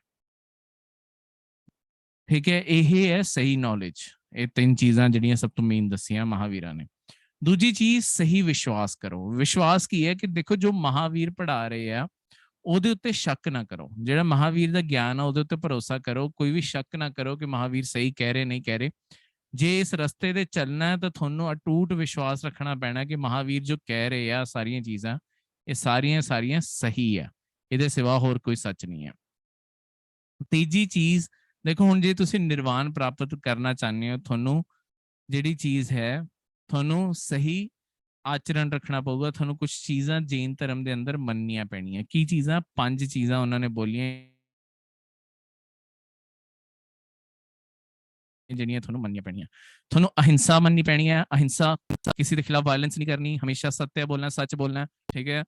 ਚੋਰੀ ਨਹੀਂ ਕਰਨੀ, ਜੋ ਚੀਜ਼ ਤੁਹਾਡੀ ਨਹੀਂ ਹੈ ਉਹ ਤੁਸੀਂ ਨਹੀਂ ਰੱਖਣੀ, ਜਿਹਦੀ ਹੈਗੀ ਹੈ ਉਹਨੂੰ ਹੀ ਹਮੇਸ਼ਾ ਉਹਦੇ ਕੋਲ ਹੀ ਰਹਿਣ ਦੇਣੀ ਹੈ, ਚੋਰੀ ਚਕਾਰੀ ਇਹ ਸਾਰੇ ਕੰਮਾਂ 'ਚ ਨਹੀਂ ਪੈਣਾ, ਠੀਕ ਹੈ। ਬ੍ਰਹਮਚਰਿਆ, ਕਿਸੇ ਨਾਲ ਕੋਈ ਰਿਲੇਸ਼ਨ ਨਹੀਂ ਰੱਖਣਾ, ਕੋਸ਼ਿਸ਼ ਕਰੋ ਕਿ ਵਿਆਹ ਕਰੋ ਹੀ ਨਾ, ਪਰ ਜੇ ਵਿਆਹ ਕੀਤਾ ਤਾਂ ਪਵੀ ਧਾਰਾ ਵਿੱਚ ਰਹੋ, ਯਾਨੀ ਕਿ ਇੱਕ ਜੇ ਵਿਆਹ ਕੀਤਾ ਤਾਂ ਜਿਹੜਾ ਇੱਕੋ ਬੰਦਾ ਉਹਦੇ ਨਾਲ ਹੀ ਸਾਰੀ ਉਮਰ ਵਫਾਦਾਰ ਰਹੋ, ਇਹੀ ਸਭ ਤੋਂ ਜ਼ਿਆਦਾ ਜ਼ਰੂਰੀ ਹੈ। ਜੇ ਤੁਹਾਡਾ ਧਿਆਨ ਇੱਧਰ ਉੱਧਰ ਭਟਕ ਰਿਹਾ ਹੈ ਜਾਂ ਤੁਸੀਂ ਕੋਈ ਵੀ ਰਿਲੇਸ਼ਨ, ਜੇ ਬ੍ਰਹਮਚਰਿਆ ਵਿੱਚ ਹੀ ਹੋ ਤਾਂ ਫਿਰ ਤਾਂ ਰਿਲੇਸ਼ਨ ਬਣਾਉਣਾ ਹੀ ਨਹੀਂ। ਜੇ ਤੁਹਾਡਾ ਇਹ ਚੀਜ਼ਾਂ ਧਿਆਨ ਜਾ ਰਿਹਾ, ਤੁਸੀਂ ਮੋਕਸ਼ ਕਿੱਦਾਂ ਪ੍ਰਾਪਤ ਕਰੋਗੇ? ਕਿਉਂਕਿ ਜੈਨਿਜ਼ਮ ਥੋੜੀ ਚੀਜ਼ਾਂ ਨੂੰ ਲੈ ਕੇ ਐਕਸਟ੍ਰੀਮ ਹੈ, ਜਿਵੇਂ ਤੁਹਾਡੀ ਮੋਹ ਰਹਿਤ ਬਣਨਾ ਹੈ ਤੁਸੀਂ। ਇਹਦਾ ਕੀ ਮਤਲਬ ਹੈ? ਤੁਸੀਂ ਕੋਈ ਵੀ ਪ੍ਰੋਪਰਟੀ ਜਾਂ ਕੁਝ ਵੀ ਪੋਜੈਸ਼ਨ ਰੱਖਣਾ ਹੀ ਨਹੀਂ। ਮਤਲਬ ਪ੍ਰੋਪਰਟੀ ਪੋਜੈਸ਼ਨ ਦਾ ਮਤਲਬ ਹੈ ਤੁਹਾਡਾ ਕੋਈ ਘਰ-ਬਾਰ ਨਹੀਂ ਹੋਣਾ ਚਾਹੀਦਾ, ਤੁਹਾਡੇ ਕੋਲ ਕੋਈ ਮੋਬਾਈਲ, ਈਵਨ ਕੱਪੜੇ ਤੱਕ ਨਹੀਂ ਹੋਣੇ ਚਾਹੀਦੇ। ਜਿਹੜਾ ਓਰੀਜਨਲ ਜੈਨਿਜ਼ਮ ਸੀ ਇਹਦੇ ਅੰਦਰ ਇਹ ਵਿਸ਼ਵਾਸ ਹੈ ਕਿ ਕੋਈ ਵੀ ਚੀਜ਼ ਦੀ ਅਟੈਚਮੈਂਟ ਨਹੀਂ ਰੱਖਣੀ, ਕਿਉਂਕਿ ਜੇ ਬੰਦਾ, ਉਹਨਾਂ ਦਾ ਮਹਾਵੀਰ ਦਾ ਕਹਿਣਾ ਸੀ, ਜੇ ਕੋਈ ਬੰਦਾ ਇੱਕ ਕੱਪੜਾ ਵੀ ਰੱਖਦਾ, ਨਵਾਂ ਕੱਪੜਾ ਹੈ, ਕੱਪੜੇ ਤੋਂ ਵੀ ਬੰਦੇ ਨੂੰ ਅਟੈਚਮੈਂਟ ਹੋ ਸਕਦੀ ਹੈ, ਕਿਉਂਕਿ ਬੰਦੇ ਨੂੰ ਲੱਗ ਸਕਦਾ, ਦੇਖੋ ਕਈ ਵਾਰੀ ਹੁੰਦਾ ਹੀ ਹੈ ਕਿ ਆਪਣੀ ਕੋਈ ਫੇਵਰੇਟ ਟੀ-ਸ਼ਰਟ ਹੈ, ਕੋਈ ਫੇਵਰੇਟ ਸ਼ਰਟ ਹੈ, ਉਹੀ ਬੰਦਾ ਉਹ ਪਾ ਕੇ ਬੜਾ ਖੁਸ਼ ਹੁੰਦਾ ਸਭ ਕੁਝ। ਮਹਾਵੀਰ ਨੇ ਕਿਹਾ ਕੋਈ ਅਟੈਚਮੈਂਟ ਰੱਖਣੀ ਨਹੀਂ, ਤਾਂ ਕੋਈ ਪ੍ਰੋਪਰਟੀ ਤਾਂ ਥੋੜਾ ਜਿਹਾ ਇਹ ਐਕਸਟ੍ਰੀਮ ਜ਼ਿਆਦਾ ਤਾਂ ਹੀ ਮੰਨਣਾ ਹੈ, ਥੋੜਾ ਜਿਹਾ ਫੋਲੋ ਕਰਨਾ ਜ਼ਿਆਦਾ ਔਖਾ ਹੈ। ਬੁੱਧਿਜ਼ਮ ਇਸ ਚੀਜ਼ ਨੂੰ ਫੋਲੋ ਕਰਨਾ ਥੋੜਾ ਆਸਾਨ ਸੀ, ਕਿਉਂਕਿ ਐਕਸਟ੍ਰੀਮ ਰਸਤੇ ਤੇ ਨਹੀਂ ਜਾਂਦਾ, ਉਹ ਮਿਡਲ ਪਾਥ ਕਹਿੰਦਾ, ਠੀਕ ਹੈ। ਦੇਖੋ ਜਿਹੜਾ ਤੁਹਾਡਾ ਜੈਨ ਧਰਮ ਹੈ ਇਹਦੇ ਅੰਦਰ ਵੀ ਤੁਹਾਡੇ ਫਾਈਨਲੀ ਡਿਵੀਜ਼ਨ ਹੋ ਗਈ ਸੀ, ਵੰਡ ਹੋ ਗਈ ਸੀ। ਇਹਦੇ ਅੰਦਰ ਵੀ ਸੰਘ ਸੀਗਾ। ਦੇਖੋ ਥੋੜੇ ਇੱਕ ਸੰਘ ਦੇ ਲੀਡਰ ਜਿਹੜੇ ਸੀਗੇ ਉਹ ਜੈਨਿਜ਼ਮ ਤੇ ਬੁੱਧਿਜ਼ਮ, ਇਹ ਵੀ ਤੁਸੀਂ ਕਦੀ ਲੋਕਤੰਤਰ ਵਿੱਚ ਐਗਜ਼ਾਮਪਲ ਦੇ ਤੌਰ ਤੇ ਲਿਖ ਸਕਦੇ ਹੋ, ਜੈਨਿਜ਼ਮ ਤੇ ਬੁੱਧਿਜ਼ਮ ਦੇ ਸੰਘ ਨੂੰ। ਜਿਹੜੇ ਇਹਨਾਂ ਦੇ ਸੰਘ ਸੀਗੇ ਨਾ, ਇਦਾਂ ਨਹੀਂ ਸੀ, ਇਹਨਾਂ ਸੰਘ ਦਾ ਹਮੇਸ਼ਾ ਕੋਈ ਨਾ ਕੋਈ ਲੀਡਰ ਜ਼ਰੂਰ ਹੁੰਦਾ ਸੀ, ਪਰ ਲੀਡਰ ਦਾ ਇਹ ਮਤਲਬ ਨਹੀਂ ਹੈ ਕਿ ਸਿਰਫ ਉਹਦੀ ਹੀ ਚੱਲੂਗੀ। ਲੀਡਰ ਦਾ ਐਕਚੁਅਲੀ ਮਤਲਬ ਹੁੰਦਾ ਸੀ ਕਿ ਉਹ ਸਿਰਫ ਹੈਡ ਕਰ ਰਿਹਾ ਮੀਟਿੰਗਸ ਨੂੰ, ਪਰ ਹਰ ਚੀਜ਼ ਦਾ ਫੈਸਲਾ ਹਮੇਸ਼ਾ ਲੋਕਤਾਂਤਰਿਕ ਤਰੀਕੇ ਨਾਲ, ਯਾਨੀ ਕਿ ਜਿੰਨੇ ਵੀ ਭਿਕਸ਼ੂ ਇਕੱਠੇ ਹੋਏ ਆ, ਜਿੰਨੇ ਵੀ ਸੰਘ ਦੇ ਮੈਂਬਰ ਹੈ, ਉਹ ਸਾਰੇ ਵੋਟ ਪਾਣਗੇ ਤੇ ਜਿੱਧਰ ਮੈਜੋਰਿਟੀ ਵੋਟ ਪਊਗੀ ਉਸ ਸਾਈਡ ਨੂੰ ਫੈਸਲਾ ਲਿੱਤਾ ਜਾਊਗਾ। ਇਸ ਤਰੀਕੇ ਨਾਲ ਵੋਟ ਪੈਂਦੀ ਸੀ। ਤਾਂ ਜਿਹੜੇ ਤੁਹਾਡੇ ਬੱਦਰਬਾਹੂ ਸੀ, ਇੱਕ ਟਾਈਮ ਤੇ ਹੈਡ ਸੀ, ਇਹਨਾਂ ਨੇ ਪ੍ਰੈਡਿਕਟ ਕੀਤਾ ਕਿ ਹੁਣ ਨਾ 12 ਸਾਲ ਲਈ ਆਪਣੇ ਅਕਾਲ ਪੈਣ ਵਾਲਾ, ਬਿਲਕੁਲ ਹੀ ਸੁੱਕਾ ਪੈਣ ਵਾਲਾ, ਆਪਾਂ ਨੂੰ ਸਾਰਿਆਂ ਨੂੰ ਸਾਊਥ ਇੰਡੀਆ ਵੱਲ ਮੂਵ ਕਰ ਜਾਣਾ ਚਾਹੀਦਾ। ਤੇ ਇਹ ਬੱਦਰਬਾਹੂ ਆਪਣੇ ਸਾਰੇ ਫੋਲੋਅਰਸ ਨਾਲ ਕਰਨਾਟਕਾ ਸਾਈਡ ਮੂਵ ਵੀ ਕਰ ਗਏ ਸੀ, ਠੀਕ ਹੈ। ਸ਼ਰਵਨ ਬੇਲਗੋਲ ਉੱਥੇ ਜਗ੍ਹਾ, ਉੱਥੇ ਕਰਨਾਟਕਾ ਵਿੱਚ ਉੱਥੇ ਮੂਵ ਕਰ ਗਏ ਸੀ ਇਹ। ਇਹਨਾਂ ਦੇ ਹੀ ਸਟੂਡੈਂਟ ਸੀਗੇ, ਇੱਕ ਸੰਘ ਦੇ ਮੈਂਬਰ ਸੀਗੇ ਸਤੁਲ ਬੱਦਰ। ਉਹਨਾਂ ਨੇ ਕਿਹਾ ਸੀ ਦੇਖੋ 12 ਸਾਲ ਕੋਈ ਅਕਾਲ ਨਹੀਂ ਆਉਣ ਵਾਲਾ, ਜੋ ਮੇਰੀ ਪ੍ਰੈਡਿਕਸ਼ਨ ਹੈ, ਤੇ ਜੇ ਆਇਆ ਵੀ ਤਾਂ ਜਿੱਥੇ ਆਪਾਂ ਰਹਿ ਰਹੇ ਹਾਂ ਓਰੀਜਨਲੀ ਯੂਪੀ ਬਿਹਾਰ ਦੇ ਏਰੀਆ ਵਿੱਚ ਜੋ ਇਹ ਰਹਿ ਰਹੇ ਸੀ, ਤਾਂ ਆਪਾਂ ਇੱਥੇ ਹੀ ਕੋਈ ਨਾ ਕੋਈ ਆਪਣੇ ਚੇਂਜਸ ਐਡਜਸਟਮੈਂਟ ਲੈ ਕੇ ਆਵਾਂਗੇ ਤੇ ਆਪਾਂ ਨੂੰ ਕੁਝ ਵੀ ਬਦਲਣ ਦੀ ਲੋੜ ਨਹੀਂ। ਤੇ ਜਿਹੜੇ ਲੋਕ ਪਿੱਛੇ ਰਹਿ ਗਏ ਉਹ ਸਾਰੇ ਉਹਨਾਂ ਨੇ ਆਪਣੇ ਕੁਝ 12 ਸਾਲ ਦੇ ਅੰਦਰ ਇਹ ਦੋਨਾਂ ਨੇ ਨਾ ਕੁਝ ਅੱਡ-ਅੱਡ ਚੀਜ਼ਾਂ ਮੰਨਣੀਆਂ ਸ਼ੁਰੂ ਕਰਤੀਆਂ। ਜਿਹੜੇ ਭਦਰਬਾਹੂ ਨਾਲ ਚਲੇ ਗਏ ਸੀ ਉਹਨਾਂ ਨੂੰ ਆਪਾਂ ਦਿਗੰਬਰ ਕਹਿੰਦੇ ਆ। ਇਹ ਸਭ ਤੋਂ ਓਰੀਜਨਲ ਬੁੱਧਿਜ਼ਮ ਜੈਨਿਜ਼ਮ ਹੈ, ਸੌਰੀ, ਠੀਕ ਹੈ। ਇਹਦੇ ਅੰਦਰ ਇਹ ਲੋਕ ਅੱਜ ਵੀ ਕੱਪੜੇ ਤੱਕ ਨਹੀਂ ਪਾਉਂਦੇ, ਇਹ ਬਿਲਕੁਲ ਹੀ ਬਿਨਾਂ ਕੱਪੜਿਆਂ ਦੇ ਰਹਿੰਦੇ ਆ। ਦਿਗੰਬਰ ਜਿਹੜੇ ਹੁੰਦੇ ਆ, ਸ਼ਵੇਤਾਂਬਰ ਵਾਲੇ ਜੇ ਤੁਸੀਂ ਜੈਨ ਦੇਖੇ ਹੋਣਗੇ, ਇਹਨਾਂ ਨੇ ਚਿੱਟੇ ਕੱਪੜੇ ਪਾਣੇ ਸ਼ੁਰੂ ਕਰਤੇ ਸੀ। ਥੋੜਾ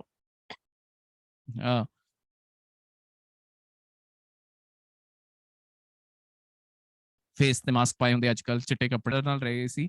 ਇਹਨਾਂ ਨੇ ਇਹ ਪ੍ਰਿੰਸੀਪਲ ਫੋਲੋ ਕਰਨਾ ਸ਼ੁਰੂ ਕਰਤਾ ਸੀ ਕਿ ਦੇਖੋ ਚਿੱਟੇ ਕੱਪੜੇ ਪਲੇਨ ਚੀਜ਼ ਨੂੰ ਰਿਪਰੈਜ਼ੈਂਟ ਕਰਦੇ, ਪਰ ਆਪਾਂ ਇਹੀ ਪਾਣੇ ਸ਼ੁਰੂ ਕਰ ਲਾਂਗੇ। ਤਾਂ ਥੋੜੇ ਥੋੜੇ ਫਰਕ ਆ ਗਏ ਸੀ ਇਹਨਾਂ ਦੇ ਪ੍ਰੈਕਟਿਸਿਸ ਵਿੱਚ, ਇਸ ਕਾਰਨ ਜੈਨ ਧਰਮ ਵਿੱਚ ਡਿਵੀਜ਼ਨ ਹੋ ਗਈਆਂ ਸੀ। ਤੋਂ ਠੀਕ ਹੈ, ਇਹ ਸੀਗਾ ਇਹ ਵਾਲਾ ਲੈਕਚਰ। ਅਗਲੇ ਲੈਕਚਰ ਮੌਰੀਅਨ ਸਾਮਰਾਜ ਪੜਾਂਗੇ। Thank you, see you.